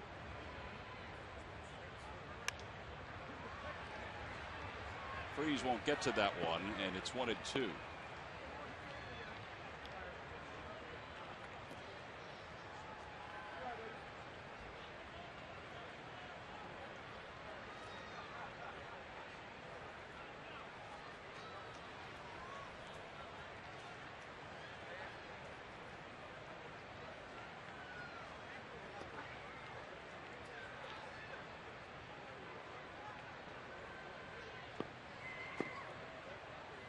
Swing and a miss, and Hamels waves at a curveball. That's 4 strikeouts for Adam Wainwright. Time to take a look at our Subway in-game box score. The Phillies tonight have managed 4 hits, 2 by Ryan Howard against Adam Wainwright, and that's it. They've gone the first 5 innings, now 5 1/3, without scoring a run, but the first 5 innings without scoring a run for the 7th consecutive game. Rollins is 0 for 2. Now that chart there will give a hitting coach a headache, to say the least. There are certain guys that you're counting on. Jimmy Rollins, one of them. It's plain and simple. You got to pick it up. It's not just one individual. There's a changeup you were talking about that almost looks like a screwball. 13 of 19 first pitch strikes. Well, there it is right there. I mean, again, it's not that he is overpowering. Well, there's a fair ball over the bag under the feet of Alan Porter. Rollins on his way to second, and he's there standing. Finally, an extra base hit.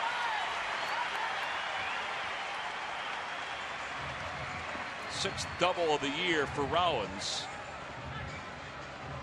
I got to tell you, boy, you get that double right from home plate. Take a look at it as he starts down the first base line. Yep, that ball is fair. See how he starts to kind of bow out just a little bit right down the line. Porter jumping up as the ball gets by him. Automatic double for J-Ro, however. And with one out, Galvis, who singled his first time up and struck out his last time up, is the batter. Phillies try to get something going on offense. They've now out-hit the Cardinals 5-4. Galvis takes in 1-0.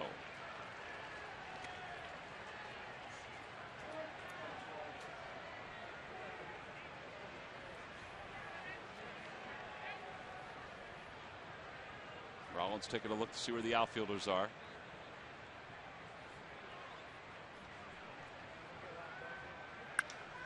Galvis sends one in the air to center. Jay was playing shallow on the run out to the track, and he can't make the catch. It's off the wall. Rollins got a late start on his way home. He'll score easily as the ball is dropped. That'll be an RBI double for Freddie Galvis, and yes, the Phillies are on the board. Well, talked about him bringing a lot of energy, and he sure has. Just about every game he has actually played in. That ball he hit a long way. Jay, center fielder, not able to get the ball, but not only that, he has excellent base running skills as he hits it. Now take a look at that as it goes just past the glove right near State Farm. By then, he's off to the races, but smart enough in seeing J-Ro in front of him that he didn't just run the third base just because. Good base running. So Rollins scores the run, his sixth of the year. It's a 2-1 ball game, and now Utley's up with a runner at second. Utley takes outside, 1-0. I think J-Ro was that close to the bag simply because he was going to probably tag up after he saw the ball that eluded Jay out in center field. He's off to the races. He's going to score on that with the speed that he has.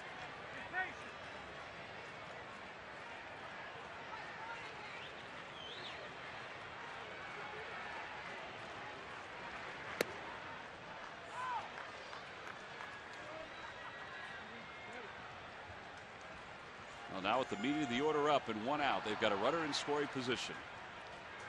A chance to tie the game up against Adam Wainwright, who still has not walked anybody this year. It's 27 in the third innings. A 1-1 pitch. Back toward the middle, under the glove of the shortstop Cosma. Here comes Galvis. He's going to score without a throw, and we are all tied up at 2. That's more like it. Right up the middle, Utley hitting the ball. Told you, good things happen when you hit that ball up the middle. Galvis coming in, giving high fives, giving the club a real spark that they needed. Knowing that he's surprised Wainwright, I'm sure he felt he didn't have the power that he had. Now here's a bullet right up the middle, gonna score Galvis, who's on second base as he's coming in. He's going to slide just to make sure. Give himself 5 on top of that. Derek Lilliquist out to the mound to talk to Wainwright. 12 pitches. This is 2 runs, 3 straight hits. Only 12 pitches here in the 6th inning. Right. Well, it's, again, got to give those hitters some credit coming alive this inning. You notice, though, how everybody starts to talk when they get some hits.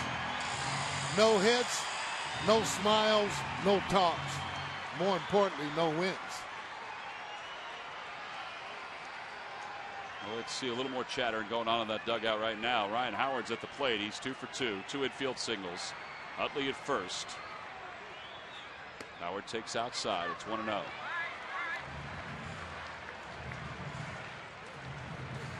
Howard is not homered in 22 at-bats against Wainwright, but he is 9 for 22. Outfield is playing awful deep.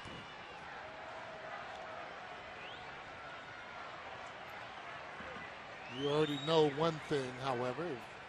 Utley attempts to steal, and he's still second. He'll be trying to actually go to third base, too. He's done it before, although this is not the normal shift. Usually they shift over a lot more than what they are, and that's simply because you have Utley on first base.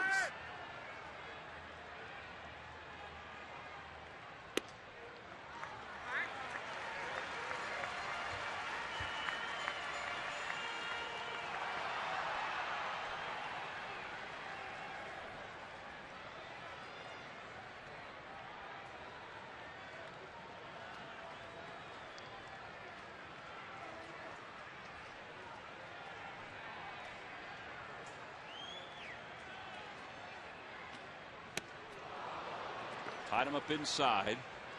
That was a cutter from Wainwright. It's 2-1. Well, Molina, the catcher, is always looking to throw to different bases. He actually positions himself when he's at home plate, where when you look at his feet will be almost already turned. So therefore, not going to have to pivot that much when he actually takes a throw. See how he turns that foot there, his back foot.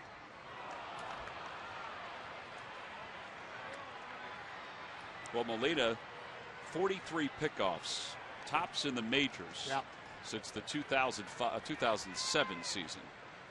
Yeah, his reputation now, you just don't get off the base that far. 2-2 the count. He's thrown back-to-back cutters. Let's see what he throws here. And a curveball rolled over out of towards second. And it's bobbled again by Carpenter, and he still has time to get Howard. Utley's up at second with 2 outs. They're actually trying to get that lead runner and chase Utley. First thing you have to do is catch the ball before you can do anything at all. Howard rolling over on an off-speed pitch there. You can see out in front of that, looking for a fastball or so on in. He just actually booted that all together. Didn't even almost hit glove. As Utley kind of takes a look at him. There comes Howard in your picture. Juan Samuel was trying to buy a call there over at first base. So Utley's at second base. That's where Rollins was when Galvis was at the plate. Watch Galvis and Jimmy Rollins here. Yeah. Well, that's where he's going to tag up there. Now he's going all the way. That's why I was saying you couldn't even throw him out. No, Galvis, he's taking off there. Takes one look. He's off and running. Michael Young, the hitter, with a runner at second. A base hit. The Phillies to take the lead here in the 6th. Now, we've always felt, I didn't care where you hit the ball. You're on second base, even if it's the left field. You should be able to score. Base hit, you should be able to score. Unless it's just one heck of a bullet right to the fielder.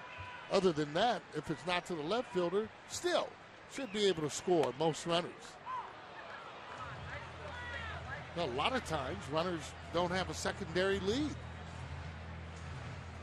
Or don't get a good jump. Well, Jimmy Rollins has run the bases well in this inning. Freddie Galvis.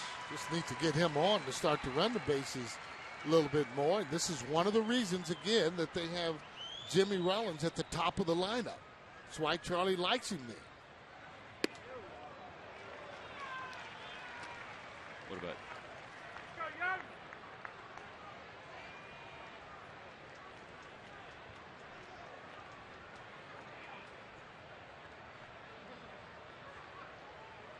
Get a chance to start in left field tonight and bat second. He's got 2 hits and a run scored. Freddie Galvis.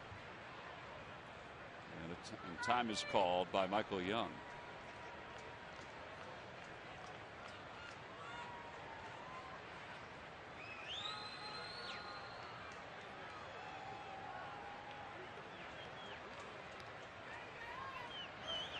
Back toward the middle. Oh, what a play by Wainwright. I don't know how that ball didn't sneak out of his glove.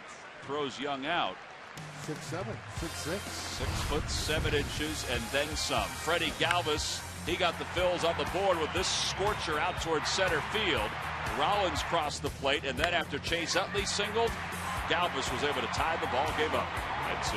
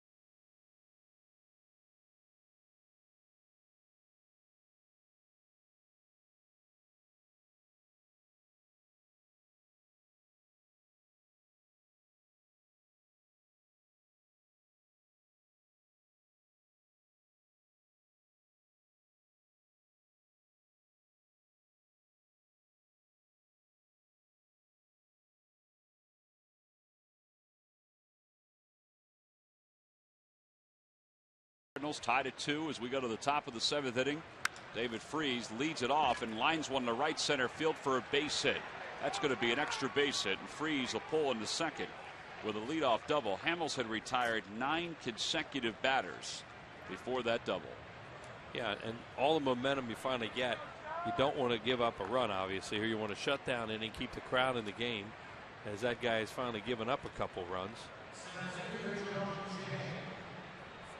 Well, he's near the bottom of the order, though. You have a chance to work your way through this. Freddie Galvis, who making the start in left field. Galvis, Rollins, Utley provided the spark offensively as Jay bunts, and it's a good one. Hamels off the mound, throws him out. They'll give him a sacrifice, and Freese goes to third. That's a really good play by Cole Hamels, because Young's not going to get there. Jay can fly out of the box on the left side. The only guy had a chance to make that play was Hamels.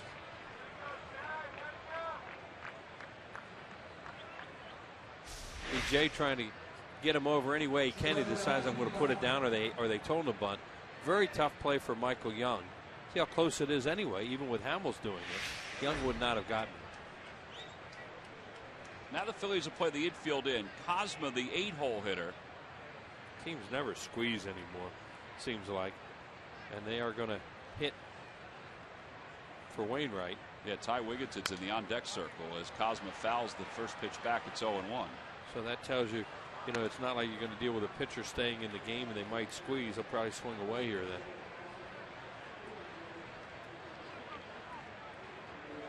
There's Wigginton, who played last year with the Phillies.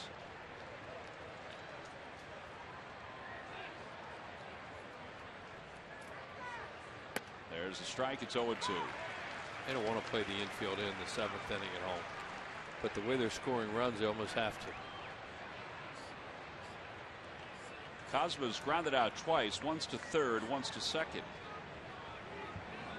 Mike Matheny, second-year manager of the Cardinals, toward right field. Mayberry gets behind it. Runner tags from third. Here comes Freese. Here comes the throw, and it's up the line, and the Cardinals retake the lead.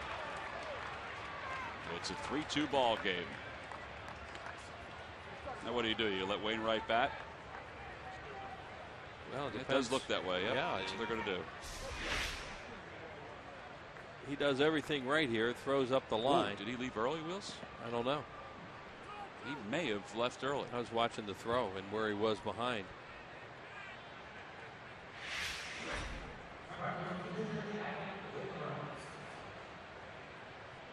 That was awfully close. Pretty strong throw, but up the line and no chance to get him. Well, no matter whether he left early or not, the pitch is taken low and in. It's 1-0. Take a look again. Nope, his foot is still on the bag. That's fine. His body was moving though. Wanted one the count to Wainwright. It's a really good job of getting a run there by the Cardinals too. After the Phillies get back into the game, they get the double, get them over, get them in. Wainwright 0 for 2. 1-2 the count.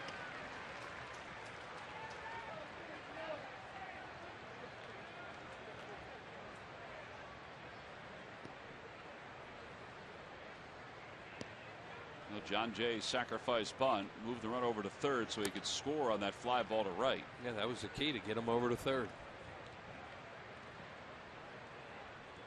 Give Freese credit too for going hunting for that first pitch to drive into the gap in right center field. Yeah, that's a Freese we used to see before when he hit the ball hard the other way. Said he hadn't been doing that this year. 3 strikeouts for Adam Wainwright. 8 strikeouts for Cole Hamels. The Cardinals retake the lead. Time to stretch here in Philadelphia. The Phils down 1.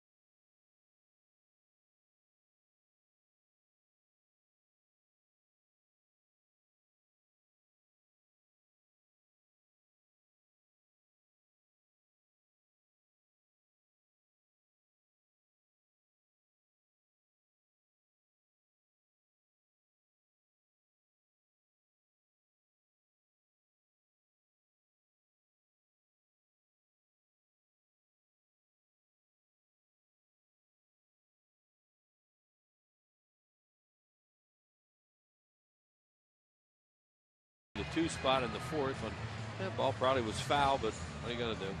And a 2-run 6th inning for the Phillies there as they got some big hits in that inning. But then the Cardinals came back and manufactured a run in the 7th to take a 1-run lead. We go to the bottom of the 7th. The starters are still around. Well, there's Mike Adams who's in the bullpen. Maybe the Phillies can get a run or 2 here for Cole Hamels. And then the Phillies can go 8-9 with the lead. Hey, these lucky fans are tonight's Citizens 7. They will each receive a prize pack courtesy of Citizens Bank. Citizens Bank with the most 7-day branches in the Philadelphia area. To find a branch near you, visit citizensbank.com. Hamels due to bat 4th in this inning. So they certainly hope they get to him and be able to hit for him. John Mayberry struck out, and he's also popped out to first against Wainwright, who begins the inning with just 71 pitches. Yeah, I think he had 51 to start last inning, so they made him work a little bit and scored some runs off him. They do have their bullpen going right now. Their bullpen has not been great for St. Louis. Mayberry fouls it away over the first base dugout. The Lucky McDonald's Phillies home run jackpot contestant is Melinda Granieri of Milltown. Phillies hit a home run in tonight's ball game, and Melinda will win $100.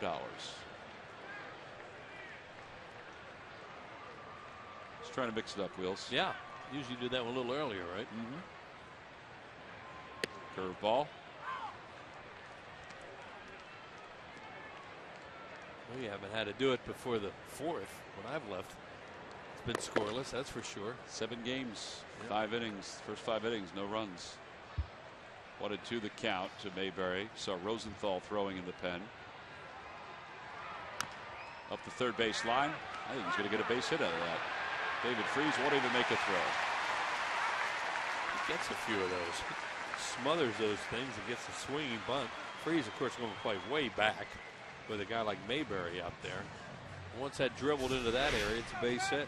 You see how far back he is. He's guarding the line. He's all the way back in here guarding the line. So he's got all this up in here that he still has to go to.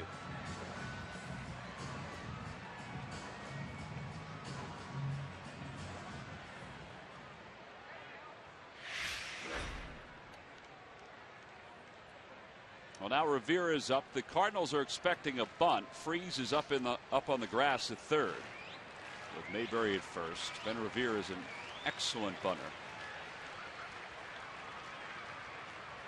Well, they just manufactured a run. Now it's time for the Phillies to do it. And you want to bunt it towards Freese.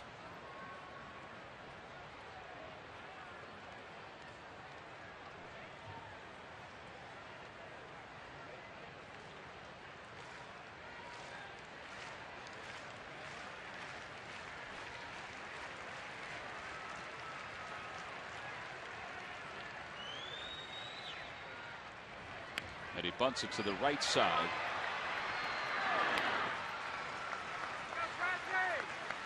That was good too. You make Wainwright come in and get it. You want to just make sure it's dribbled into that area somewhere. Whether you make the first baseman come get it, third baseman come get it.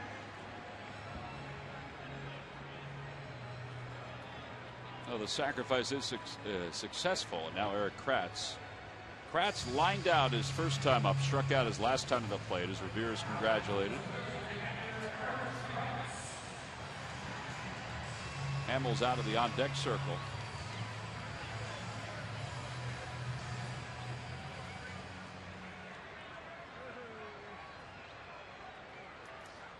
A dribble in a blast doesn't sound as good as a bloop in a blast. But the Phillies got the dribbling hit by Mayberry. Yeah, all right. And now Kratz is up. That was Bob Prince from the Pittsburgh Pirates. Way back in his Hall of Fame career. He used to said that? say a bloop and a blast. Really? Yep. Well, he used it a lot. I don't know if he originated it. Let's give the man some credit. He certainly used it a lot.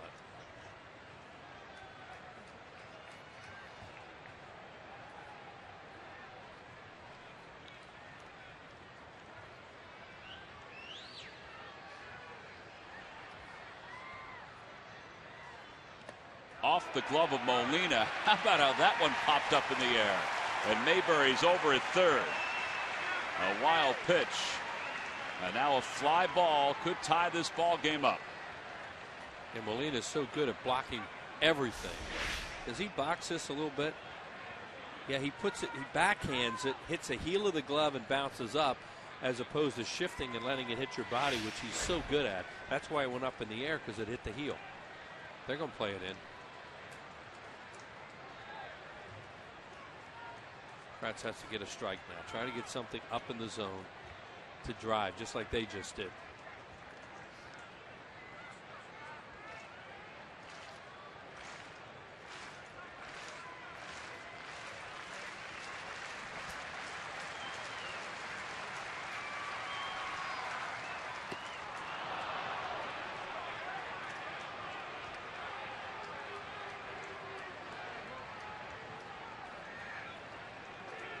Hamels on deck. Phillies even get one here. Cole might stay in. Depends on what Kratz does to get that one. The 1-1 pitch coming. Curveball pulled through the hole on the left side. A base hit. The Phillies have tied it up. Kratz is aboard. It's a 3-3 game. Well, that's the same pitch that he just got fooled by so much. was that curveball, but this one was out over the plate and up a little bit more, and he did a really good job of staying back. He didn't have to hit it that hard because the infield's in. You have a lot more room to hit a ball through. Well, now with a runner at first, Dominic Brown's going to pitch hit. There's that curveball. It was in a, Wainwright will tell you, I'll throw it there every time. But when you have the infield in the way that it is, look at how easy it is to get a ball through. He's out in front, but he's just able to hook it enough to get it through the hole, get the bunt down in the inning. Of course, the wild pitch, huge for the Phillies because that made them bring the infield in. Infield back, that's an out. Mike Matheny comes out to talk to Wainwright. I think he's going to stay in the game, Wheels, even though it's the manager coming out to talk. Well, while they talk on the mound, it gives us a chance to do the Dodged Up the Fans trivia quiz answer. Wheels, who was the pitcher that gave up Stan Musial's 475th and final home run in '63? So is there a tie-in that it's a Phillies pitcher? Yes. Well, I love the man so much, but I'm going to have to say a guy who threw a lot of home runs, Robbie. Robin Roberts is a good guess. Incorrect. It is incorrect. You know this gentleman very well. Who is it? He was a coach for the Phillies. That's where the tie-in is. And he was an outstanding pitcher for the Brooklyn Dodgers. Johnny Padres. Johnny Padres is correct. No bell wheels, but it's always nice to bring up Pods' name. Yeah, because you laugh when you think about it. He was so much fun to be around. I was talking to Dave Gallagher today. Dave played, of course, for the Phillies and a number of teams. He lives in Mercer County, New Jersey. I see Dave often. He was talking about a conversation he had with Johnny Padres one year back in '95. As it's 1-0 to Dominic Brown with a runner at first. And Dominic hits it foul. It's 1-1. I was talking to Galley back because back in 1995 against the Cincinnati Reds. I'm sure you remember this play. It was just because of Ben Revere's catch the other night against the Reds. Galley made this unbelievable grab on a ball off the bat of Reggie Sanders with Jeff Juden on the mound. And he said that the next night, Johnny Padres said to him, you kept Jeff Juden in the big leagues because if you didn't catch that ball, it would have been a big inning and he would have went off to the minor leagues. But he said it in a gravelly voice. Oh, yeah. 1-2 the count. Oh, there's so many great Pod stories with that voice of his, of course. And he'd be getting on an umpire, and finally got a guy to turn around, take his medicine. That's enough, Pods. Pods will goes, how'd he know it was me? Just look at him like, how'd he know it was you? Boy, he was a good pitching coach. Great changeup. 1-2 the count to Dominic Brown. And Dominic fouls it away. Remains 1-2. Two of the greatest characters in the game were best friends, Don Zimmer and Johnny Padres. They were inseparable, those two. Here's another character. Birthday's coming up this Sunday, the Bart birthday party. Never changes. It's a gift. It is a gift.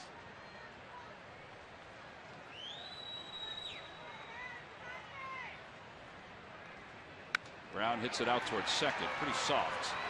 They'll get one and not able to turn the double play. 4-6 on the put out at second base. Well, that Matt Carpenter, we talked earlier, he's a third baseman playing second. He has had a lot of strangely hit balls at him tonight. Bullets, spinners like that one. He has really been tested. This one right here is a cue ball coming at him. A jammer. That thing's spinning like crazy. Does a good job there, and Cosmo almost turns a double play. Well, now with Brown at first, here's Rollins. Rollins 1 for 3. He started the rally in the 6th that tied the game up the first time. They are awfully deep in the outfield from left to right. Yeah, that's a go-ahead run at first base, so they're going to play that don't hit it over my head outfield defense here in the 7th inning. Look how deep they are. They'll give up something in front of them and make you beat them with 2 hits here.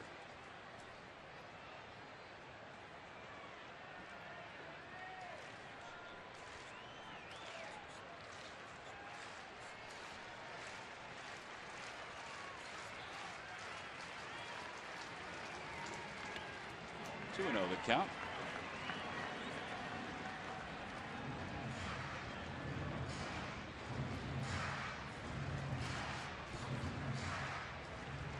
teams scored good runs in this inning. Real good fundamental baseball runs. Phillies were helped by the wild pitch.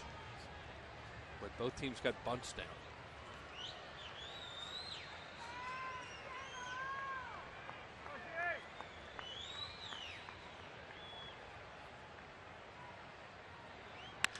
Line drive toward right field. Beltran started in, and he reaches up and makes the catch. Well, they had him all the way back. I thought that was going to sail over his head at the last moment. Jimmy Rollins hit it right on the nose. Now the side is retired. The Phillies have tied it again, and they nearly kept the inning alive. But Carlos Beltran, a Gold Glover during his career, was able to react.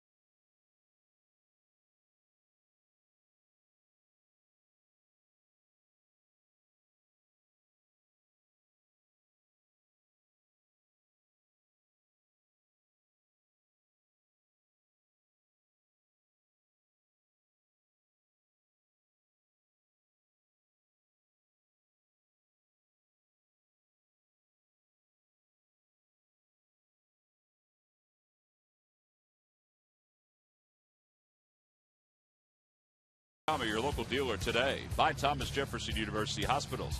Call 1-800-JEFF-NOW for an appointment. And by Toyota. Let's go places. Now the Fanatic doing a little dugout dance in between innings. The Fanatic, of course, going to be celebrating his birthday on Sunday. A young lady wanted to get up on that dugout so bad, and she performed in front of a large crowd and was flawless. Good job. Mike Adams will take over here in the top of the 8th inning. All fans 14 and under. That young lady there that we just saw in the dugout will receive the Fanatic DVD. Time traveling Fanatic. Adams this year 7 games, no wins, no losses, a 1.5 ERA. 0-1 pitch. Swing and a miss. 0-2.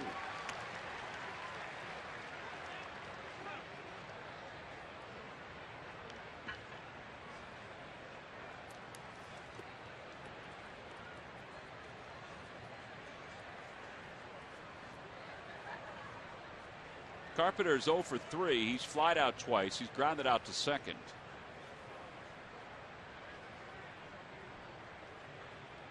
Got him. For the changeup. 9 strikeouts for Phillies pitching. Hamels had 8 strikeouts over 7 innings tonight. He allowed 3 runs on 5 hits. 3 really good pitches. As Tom said, there's a changeup there, and you can see the bottom fall out of it. That guy, where'd that ball hit him that Ryan Howard? It looked like it hit him collarbone? Right on the collarbone. Yeah. And then he gets up next time and hits one to the wall in center. They say he's tough. Beltran 1 for 3.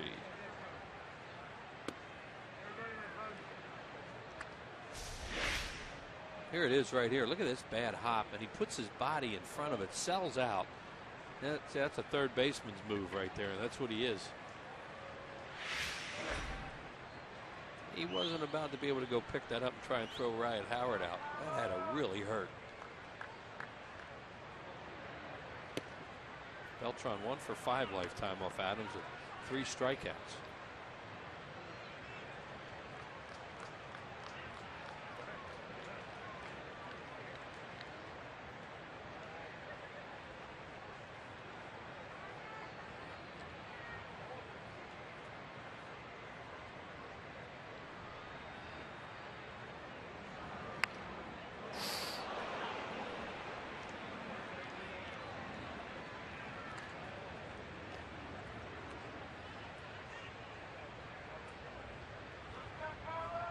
Beltran taking a look into the crowd. That ball did graze off, I shouldn't say graze, it hit a gentleman right in the side of the head. They're looking at him right now. 2-1 the count to Beltran.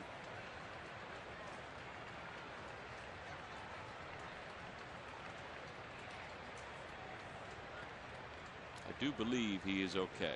Says he's fine.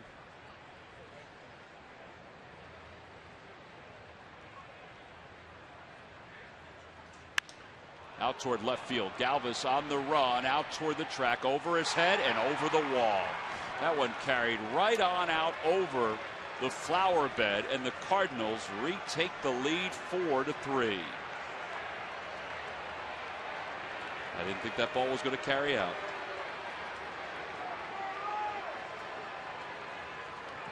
And he is now the all-time leader, active leader by himself. David Wright slides over to the side.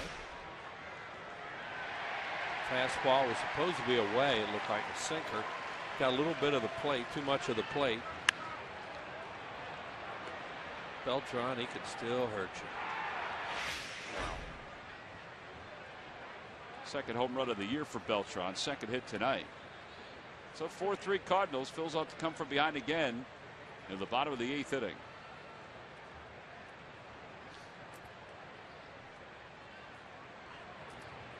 Holiday grounds it back towards shortstop.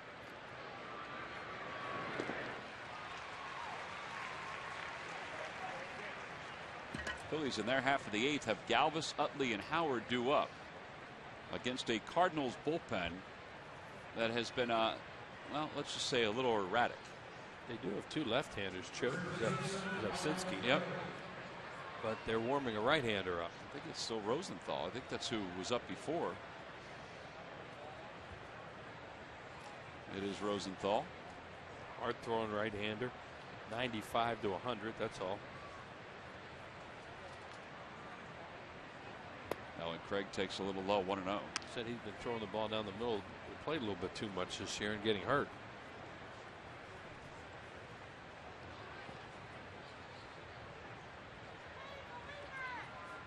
It's interesting there to use a right-hander with 2 lefties available.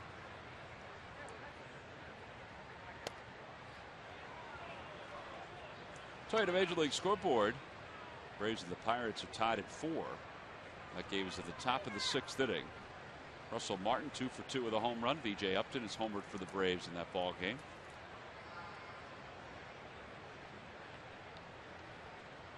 Pirates will be here on Monday to start a 4-game series against the Phillies.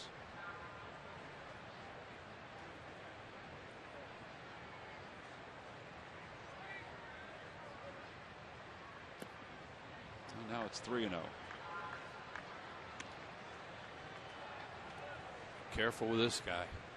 He has tremendous power, and they may give him 3-0 green light.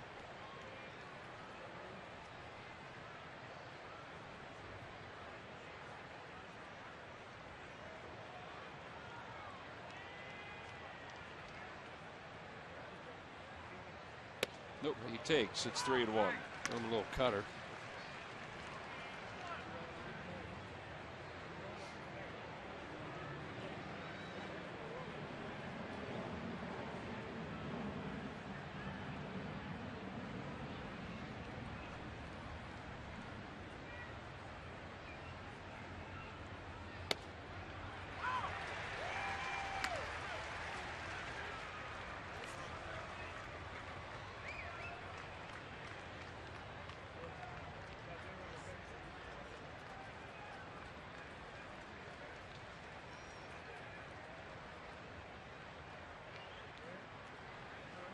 3-2 the count. Allen Craig. Inside ball 4.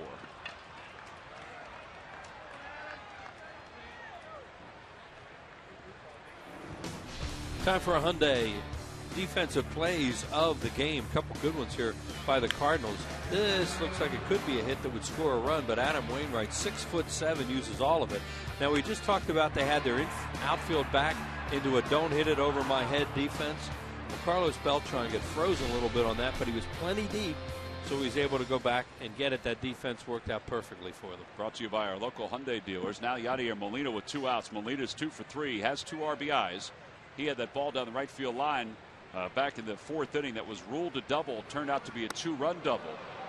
Looking at the replay, it was foul, but Alan Porter called it fair. That gave the Cardinals the early lead. Phillies tied it in the 6th. Cardinals retook the lead in the 7th. Phillies tied it in their half of the 7th. Now the Cardinals have taken the lead again here in the 8th. It's 4-3. 1 ball, no strikes the count.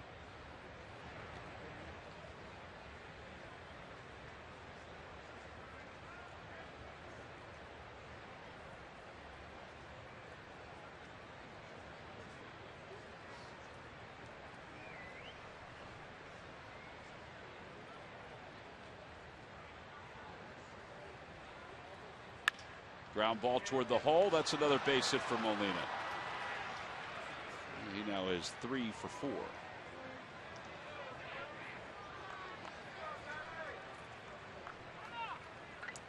Well, the 8th inning, which was so much a problem last year, hasn't been as big a problem this season, but there have been a couple games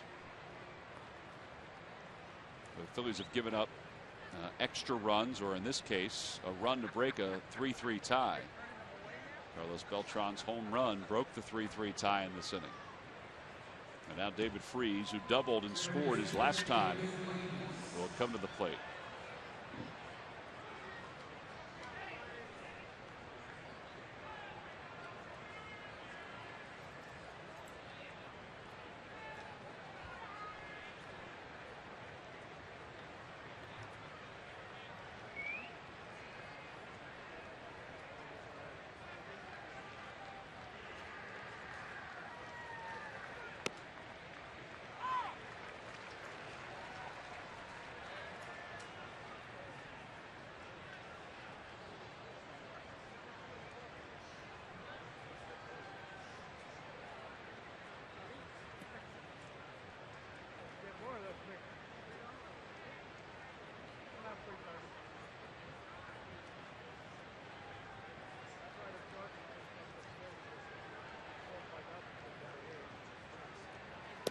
Another strike, 0-2. First pitch inside, next pitch outside at the knees. 0-2 the count to Freese.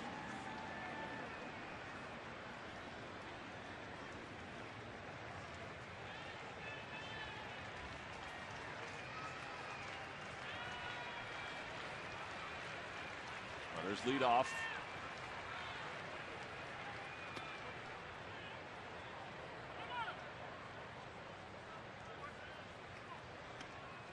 Tomorrow the Phillies will have Doc on the mound, and he'll be opposed by Jaime Garcia. Garcia's off to a good start.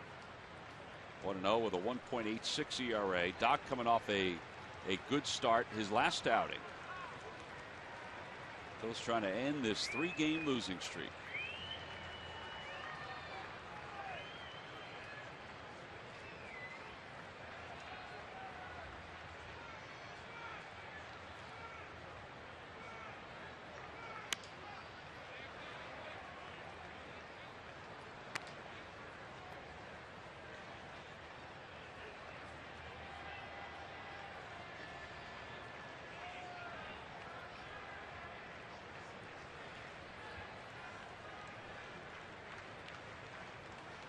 How about that? I don't know if he's more interested in Wills, the hot dog, the pretzel, or the baseball. It looks like the baseball. I'll tell you, that ball could be coming back on the field. Yeah. That's about the age where they fire them back. Outside, 2-2. All right. It's a cool night. Here we go. Dad makes the nice scratch, says thank you. Little guy's like, pretzel, pretzel. Oh, ball. Look at that. He didn't throw it.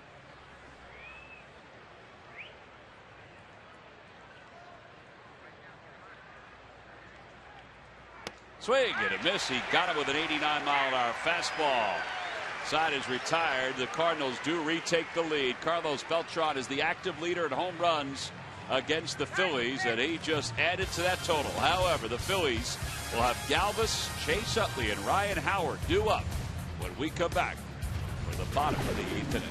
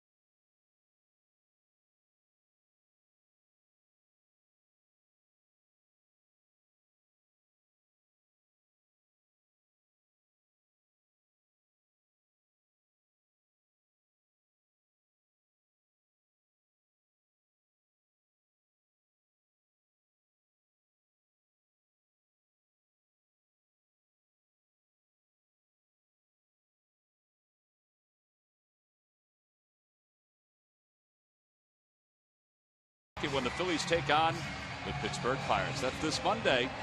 Always a great deal. Come to the ballpark. Get a $1 dog or 8. What are your tickets at Phillies.com? Trevor Rosenthal will take over in the bottom of the 8th inning. The Phillies down by 1, 4-3. Rosenthal takes over for Wainwright. Wainwright is the pitcher of record on the winning side. Rosenthal 11 strikeouts, but 11 hits in 9 innings so far. And Galvis takes way inside. It's 1-0. He was up and down 3 times last year for them. Phillies never saw him. This is his first appearance against the Phillies. Saw him a lot on television, and he has a really good arm. Inside corner for a strike.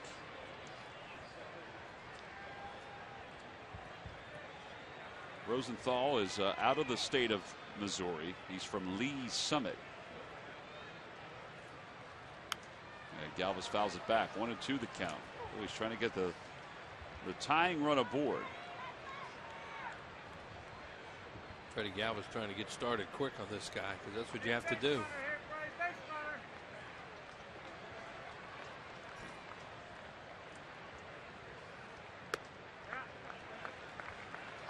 Phillies didn't see Rosenthal last year. However, he did pitch.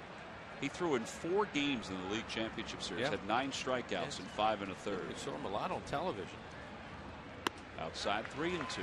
Outside and high. That 4th pitch he just threw was 100. That one was 99. We just looked at the board to see where it was. Yeah, well, he's opening up a little bit, and hopefully he'll open up one more time and throw another one wide.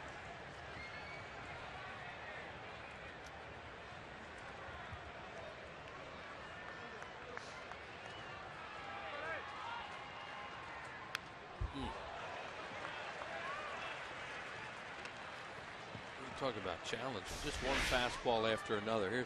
Here's his delivery. He's one of those guys that really pushes off on that back foot, the high leg kick, and look at him drive towards home plate. Well, that's pretty motion. Power motion.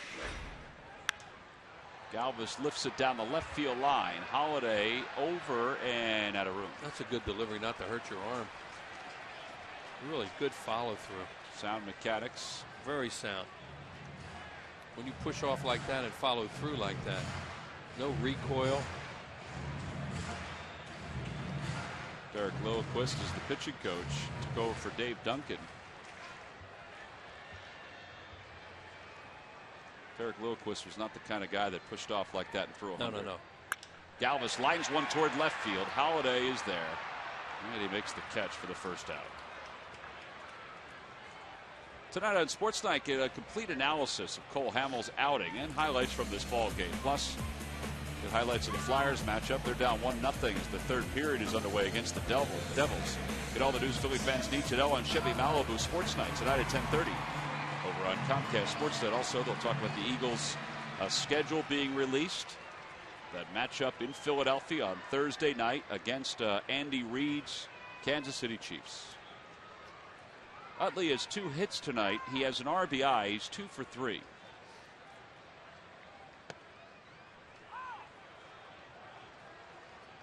And that outfield, again, that was why that play was so easy there for Matt Holliday, because he was so deep. Not that he wouldn't have caught it normally, but if he's cheating in a little bit more on the offside, that's a tougher play than it was. I think that was a changeup at 90 miles an hour. Yeah, 89, 90. There you see how deep they are, and that's really worked on the last 2 hitters, on Jimmy Rollins to end the 8th or end the 7th, and Freddie to lead off the 8th.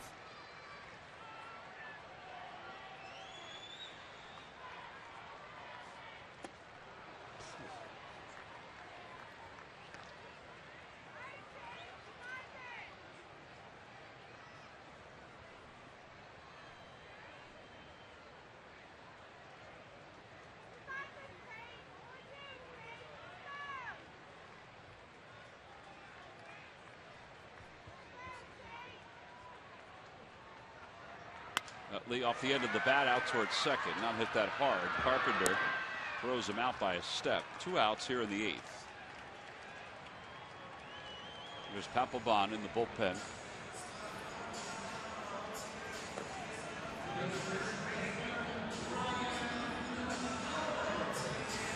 Looks like Papelbon's going to pitch the 9th inning for the Phils. Ryan Howard is 2 for 3.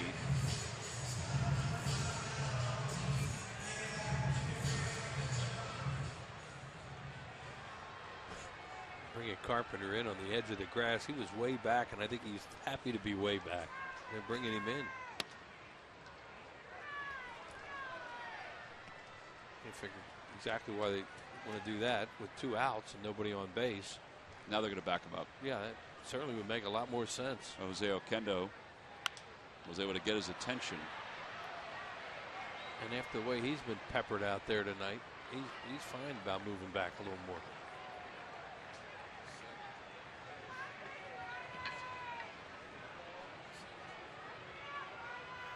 There's Jose Oquendo, longtime third base coach for the Cardinals. You know, they're figuring Howard's really having trouble getting around on this guy, so they're going to put a player on the other side of second base, shortstop side. 1-2 the count. They could see he's late, so they decide, all right, well, the odds are he may not pull this guy with these fastballs. He's more likely to squirt one through the other way. It's kind of interesting, too, because Oquendo's nowhere near Matheny. That's all up to him. Yeah. He hasn't asked anybody for help on that. It's his decision. Well, and just like Matheny would help out with the catching, you use a guy like Jose Oquendo, was a heck of an infielder himself. He was a really good shortstop when he was young. He's saying knock the ball down. Do whatever he can, knock the ball down. He's signaling, know who the runner is, because Ryan's not running well. Off the end of the bat, out toward right center. That'll drop for a base hit. Broke his bat. 3rd hit of the night. Now they have to make a decision whether they're going to run for him. Well, we've seen it once before in a tie ball game. It was last weekend in Miami. Right off the end of the bat. Good job by him to protect the plate. Broke the bat. Found a spot. Base runner.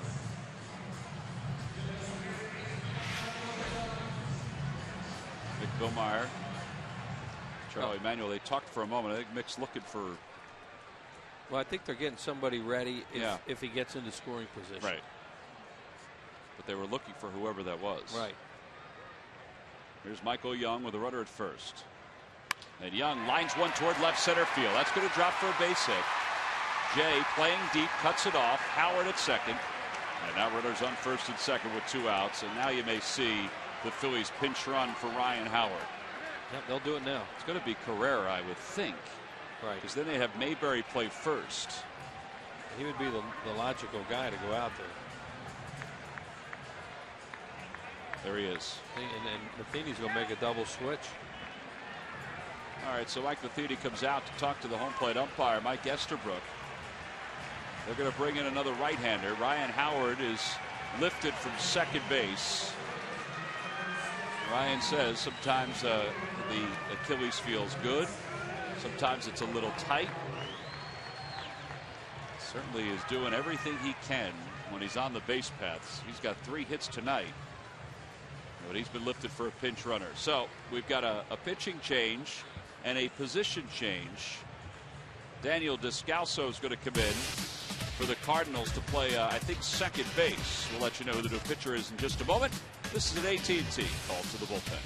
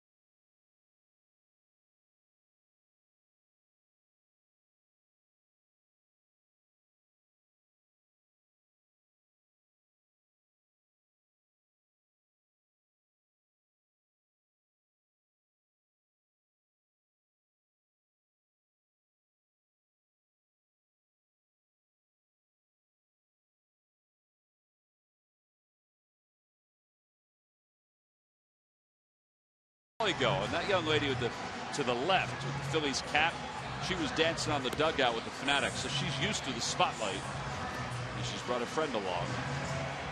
New pitcher for the Cardinals is Edward Mojica. The new second baseman is Daniel Descalso. He'll bat 9th.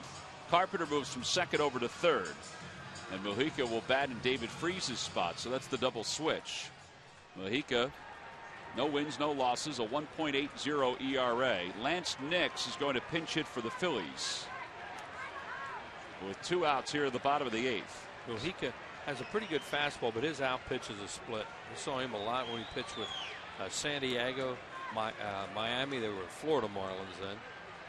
A couple years ago, he was a good pickup for the Cardinals when they got him for the Marlins. And Nix grounds one foul.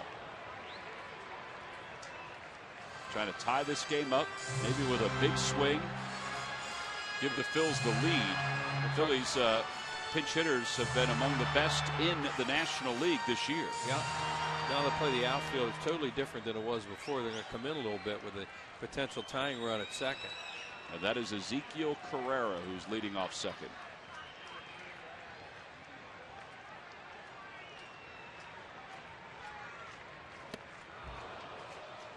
Now it's 0-2. This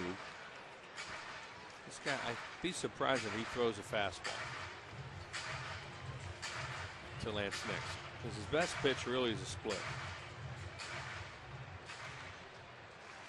Phillies pinch hitters third in the league in average. There's Carrera taking his lead off second. Young's at first. Swing and a miss. Another one. Got him with 3 straight splits. Phillies threaten with 2 outs, but do not score.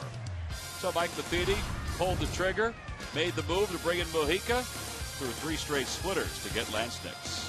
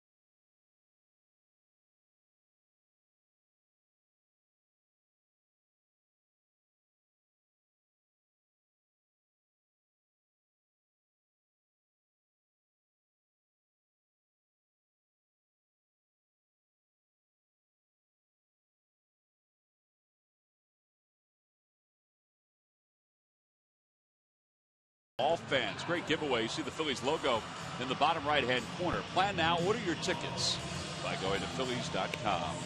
4-3, Cardinals on top. We go to the top of the ninth inning. Jonathan Papelbon will pitch for the Phillies. Lance Nix stays in the game. He'll play first base. And Ezekiel Carrera remains in the ballgame after pinch running for Ryan Howard to play right field. There's Papelbon. 5 games so far for Papelbon. 3.60 earned run average. You wonder why Mike Matheny would make that switch that he just made with a relief pitcher coming in and worried about him hitting in that 9-hole. Well, the reason is they'd have Mata's gone right now. They'll probably close with Mojica, so they wanted to put a position player in the 9-hole, get away from his spot, which was going to come up, and that way they leave him in the game to pitch the bottom of the 9th inning. Oh, and for Papelbon, trying to keep this at a 1-run game. It'll be John Jay, Cosma, and Descalso. Jay struck out twice, had a sacrifice bunt in the 7th.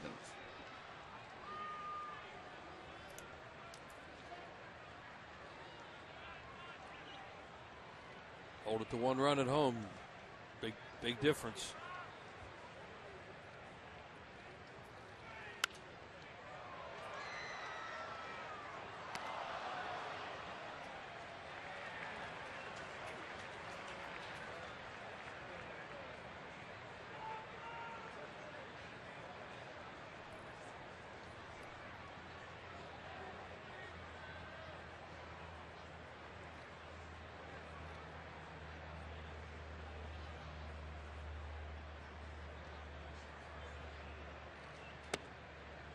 On the inside corner, it's 0-2.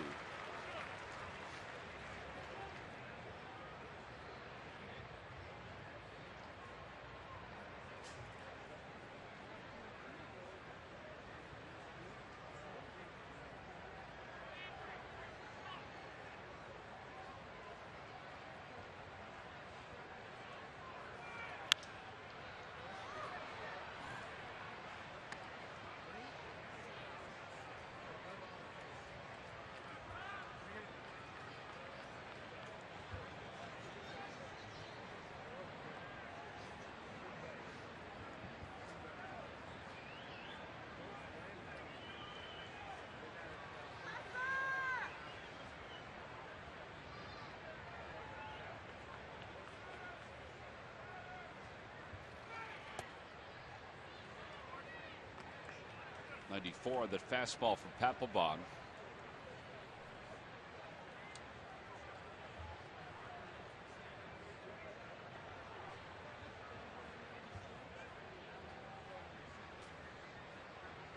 Around the National League, the Braves and the Pirates are still tied at 4. That game's in the bottom of the 7th in Pittsburgh.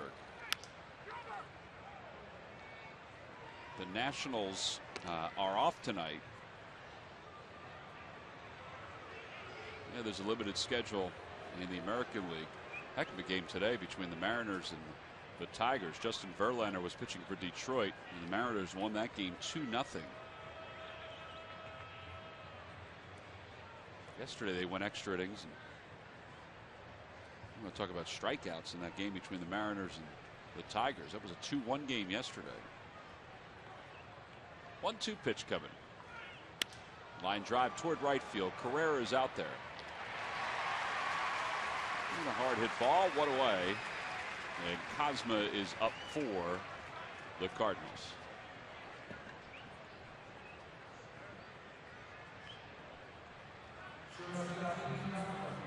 Cosma's 0 for 2, his sac fly. Came back in the 7th inning.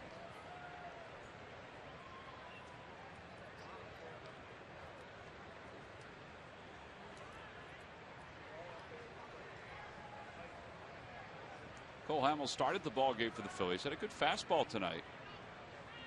He pitched really well here tonight. You figure his first 2 runs shouldn't even been on the board probably.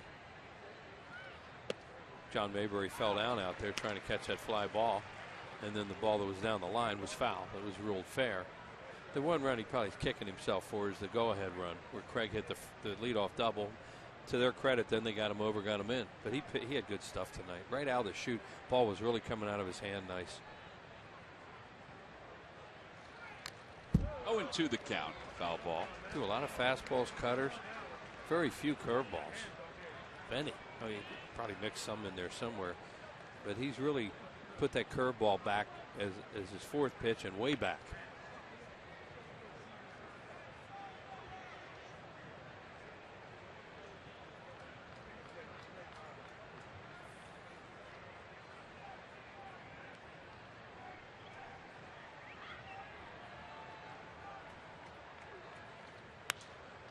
Popped him up. Lance Nix over at first base. There's room. And there are 2 outs. Into foul territory. Nix playing first base with Ryan Howard being pinch run for in the bottom of the 8th inning. And here comes Descalso. You mentioned part of the double switch has Descalso batting 9th and playing second base, and Mujica, who got the last out of the 8th inning. And he'll be back out on the mound in the 9th inning against the Phillies.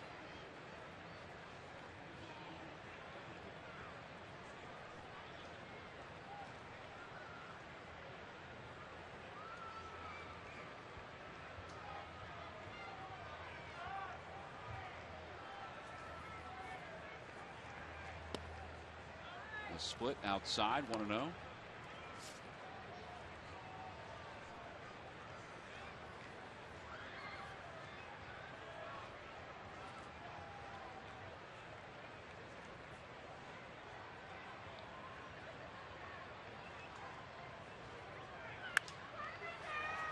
Shallow left field over toward the line. Rollins and Galvis, and it's Galvis who puts it away. A 1-2-3 9th inning. Good job by Jonathan Papelbon. So he keeps it a 1-run deficit. Last chance for the Phillies when we come back in the bottom of the 9th.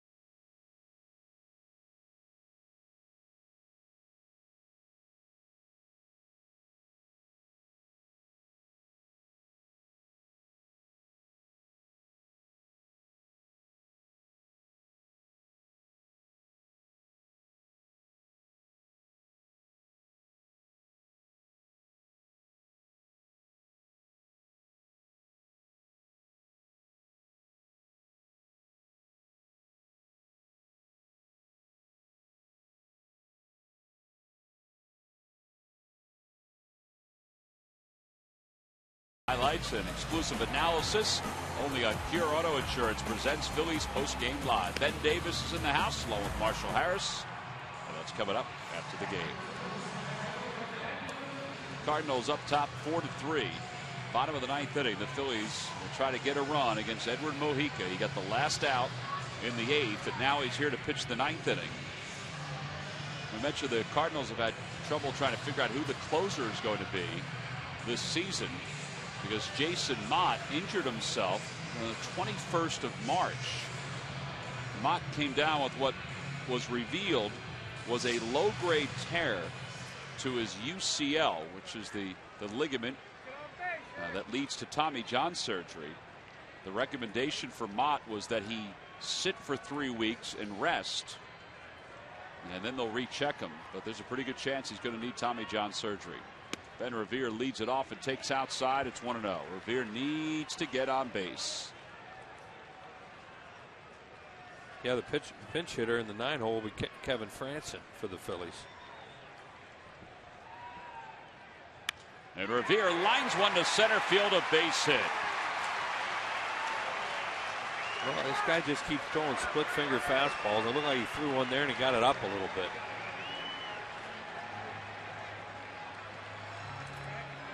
For Ben Revere, Came into the ball game 0 for his last 14. 0 for 2 tonight, so he was 0 for 16 before that hit. That had to feel pretty good. Yeah, and contributed 2 at-bats in a row now. 2 plate appearances with that sack last time. Absolutely. Now, you bunt Kratz here. Well, he took a long look down at Ryan Sandberg. Now you worry about a double play with a guy throwing splits. But you wonder, can he get a bunt down? Or maybe he could drive one somewhere and do some damage.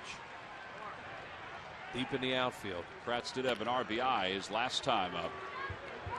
Now Revere, whether he's going to get a big lead or not, don't forget Yadier Molina has 43 pickoffs. Forget about throwing guys out. He's 2 for 5 throwing guys out this year, but 43 pickoffs. Yeah, it's hard to run. Now if you can guess right and get a splitter in the dirt down, that's a good move.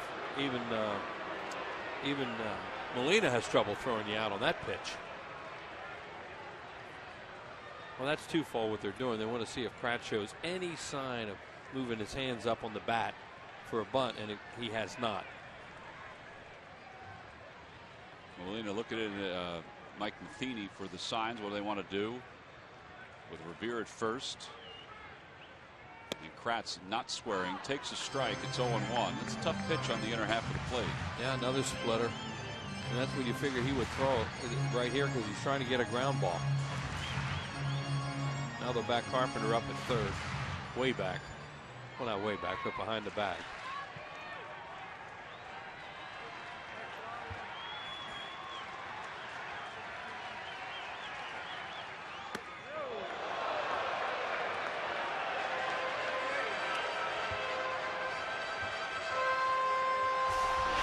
Still pretty good fastball here.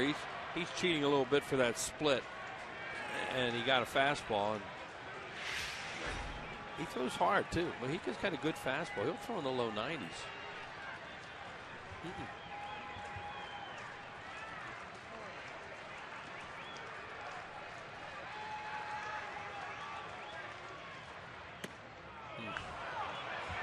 That was over the outside part of the plate. It's 1-2. That's tough when you get that over like that. Because it's a pitch a hitter's thinking, I don't want to swing at it. It's going to be a ball most of the time.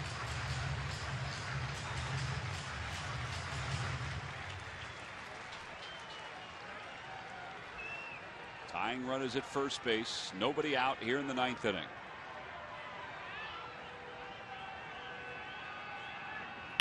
And a spinner out toward right center. Drops for a hit. Revere around second, heading to third. The throw by Beltran offline. First and third with nobody out as Kratz puts the tying run 90 feet away. Well, that's great base running by Ben Revere. He read that. He could not catch that. He has that play right in front of him, and he had the depth perception on it, and he saw it was not going to be caught. Well, now Franzen will be the batter. Watch this by Garrett Kratz. Yeah, as you call it a spinner, it was a splitter coming up, and he could read that easily that it was going to get over his head. And he knew how deep the outfielders were. Now Mojica does not back up third base here. Here comes Ben Revere. He is not backing up third. And watch where Beltran's throw goes. Mojica's not even in your picture. And that's a heck of a play by Carpenter there. If that gets by him, you got a runner in and another guy at third base. All right, infield in now, nobody out. Tying run over at third. Now timeout called.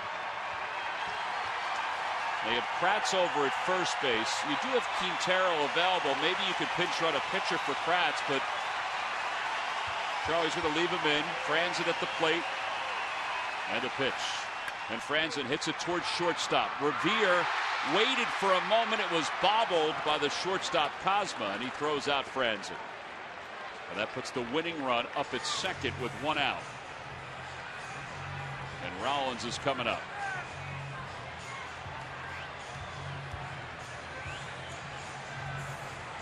Revere started, then stops.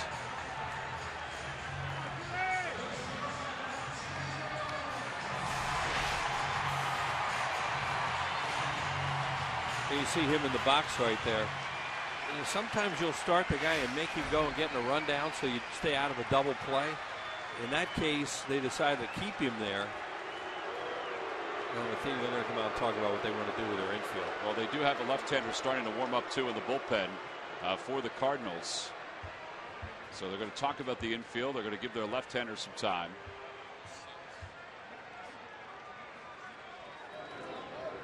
Randy Choate, the veteran, is in the bullpen.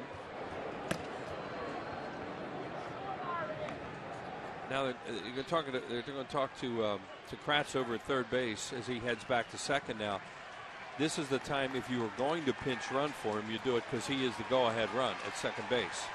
But again, it would have to be a pitcher that would pinch run for him. Right. Wouldn't be Quintero, who's the only bench player you have left. And you're down to your bullpen pitchers out there, and you have one less starter to run with Lannon gone. Yeah. So the infield is in, runners on second and third. Rollins the batter, the pitch. Inside, 1-0. And the outfielders have to come in a little bit now. It's not the winning run at third base, but the winning run's at second. So they cannot play that deep defense they've been playing. All right, now arm-wise in the outfield. Below average in left, average in center, above average in right, and that's Beltran. The 1-0 pitch. Threw him a split, 1-1 the count. Rollins, you saw, has good numbers against Mujica and a very limited amount of ABs. There's Cliff Lee. He's got his helmet in his hand. Spikes are on. He would be the guy. He's ready. Oh. 2-1. He's ready. When do you do it? If you get Kratz at third and Revere in, I guess. Because if he's not in now, I don't know when else. Get himself stretched out a little bit. Yeah.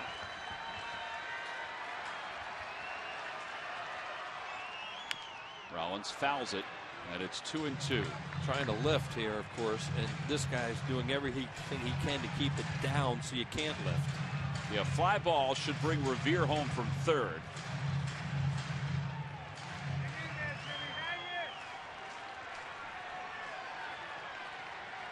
Rollins has doubled tonight and has scored a run. Swing and a miss. 2 outs. And it's going to be left up to Freddie Galvis. And now Cliff Lee is going to pinch run for Kratz. Splitter. There's nothing else he's going to throw here. Just that's his pitch. It's one after another. And he chased it.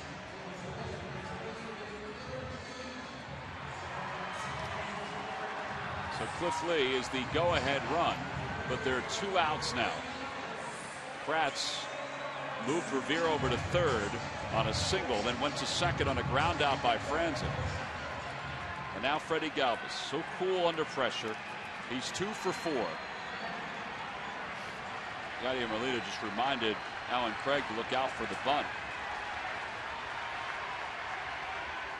And Galvis takes a strike. It's 0-1. What a feeling if you're the Cardinals to have this kind of catcher behind home plate who will keep calling one split after another, not afraid to bounce one, feeling that he will block it. So they'll keep throwing it down there. Now, he's not throwing them in the dirt, but he may. That's why you have to get a good walk and lead at third. Galvis takes low and in. 1-1. Awfully close pitch.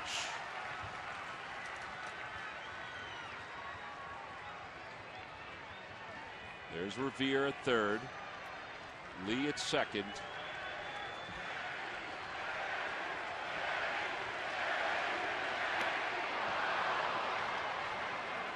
Fighting to stay back just a little bit on that splitter. Well, if they're not going to get any fastballs. He's just going to keep calling that thing. Now, that was a little bit of a hanger, and he got out front. That was the best one they've had to hit. Fans are chanting, Freddie, Freddie. And the 1-2. Ground ball right side. This should do it. Descalso is there, and the Phillies leave 2 in scoring position here in the bottom of the 9th inning, and they lose game 1 of the Cardinals by a final of 4-3. Well, they had 2 on with nobody out, and they had the tying run over at third, but they were unable to get that run across the plate. Yadier Molina, 3 for 4, a double, 2 RBIs. His double down the right field line gave the Cardinals the early lead. Phillies tied it a couple different times, but St. Louis was able to break the tie on 2 different occasions and walk away with the victory. Well, the game-winning hit for the St. Louis Cardinals is our W.B. Mason delivery of the game. Carlos Beltran, more home runs in this ballpark than any visiting player. Mike Adams, that pitch, it got too much of the plate. It looked like it was going to hit the wall and be a double, and it gets over the wall, over the fence, and that turns out to be the game-winning hit and our W.B. Mason delivery of the game. Phillies so many times over the last couple of years have come through in the bottom of the ninth inning. They were unable to do it here tonight. They lose it 4-3 despite 13 hits. We'll be back to talk more about it right after this.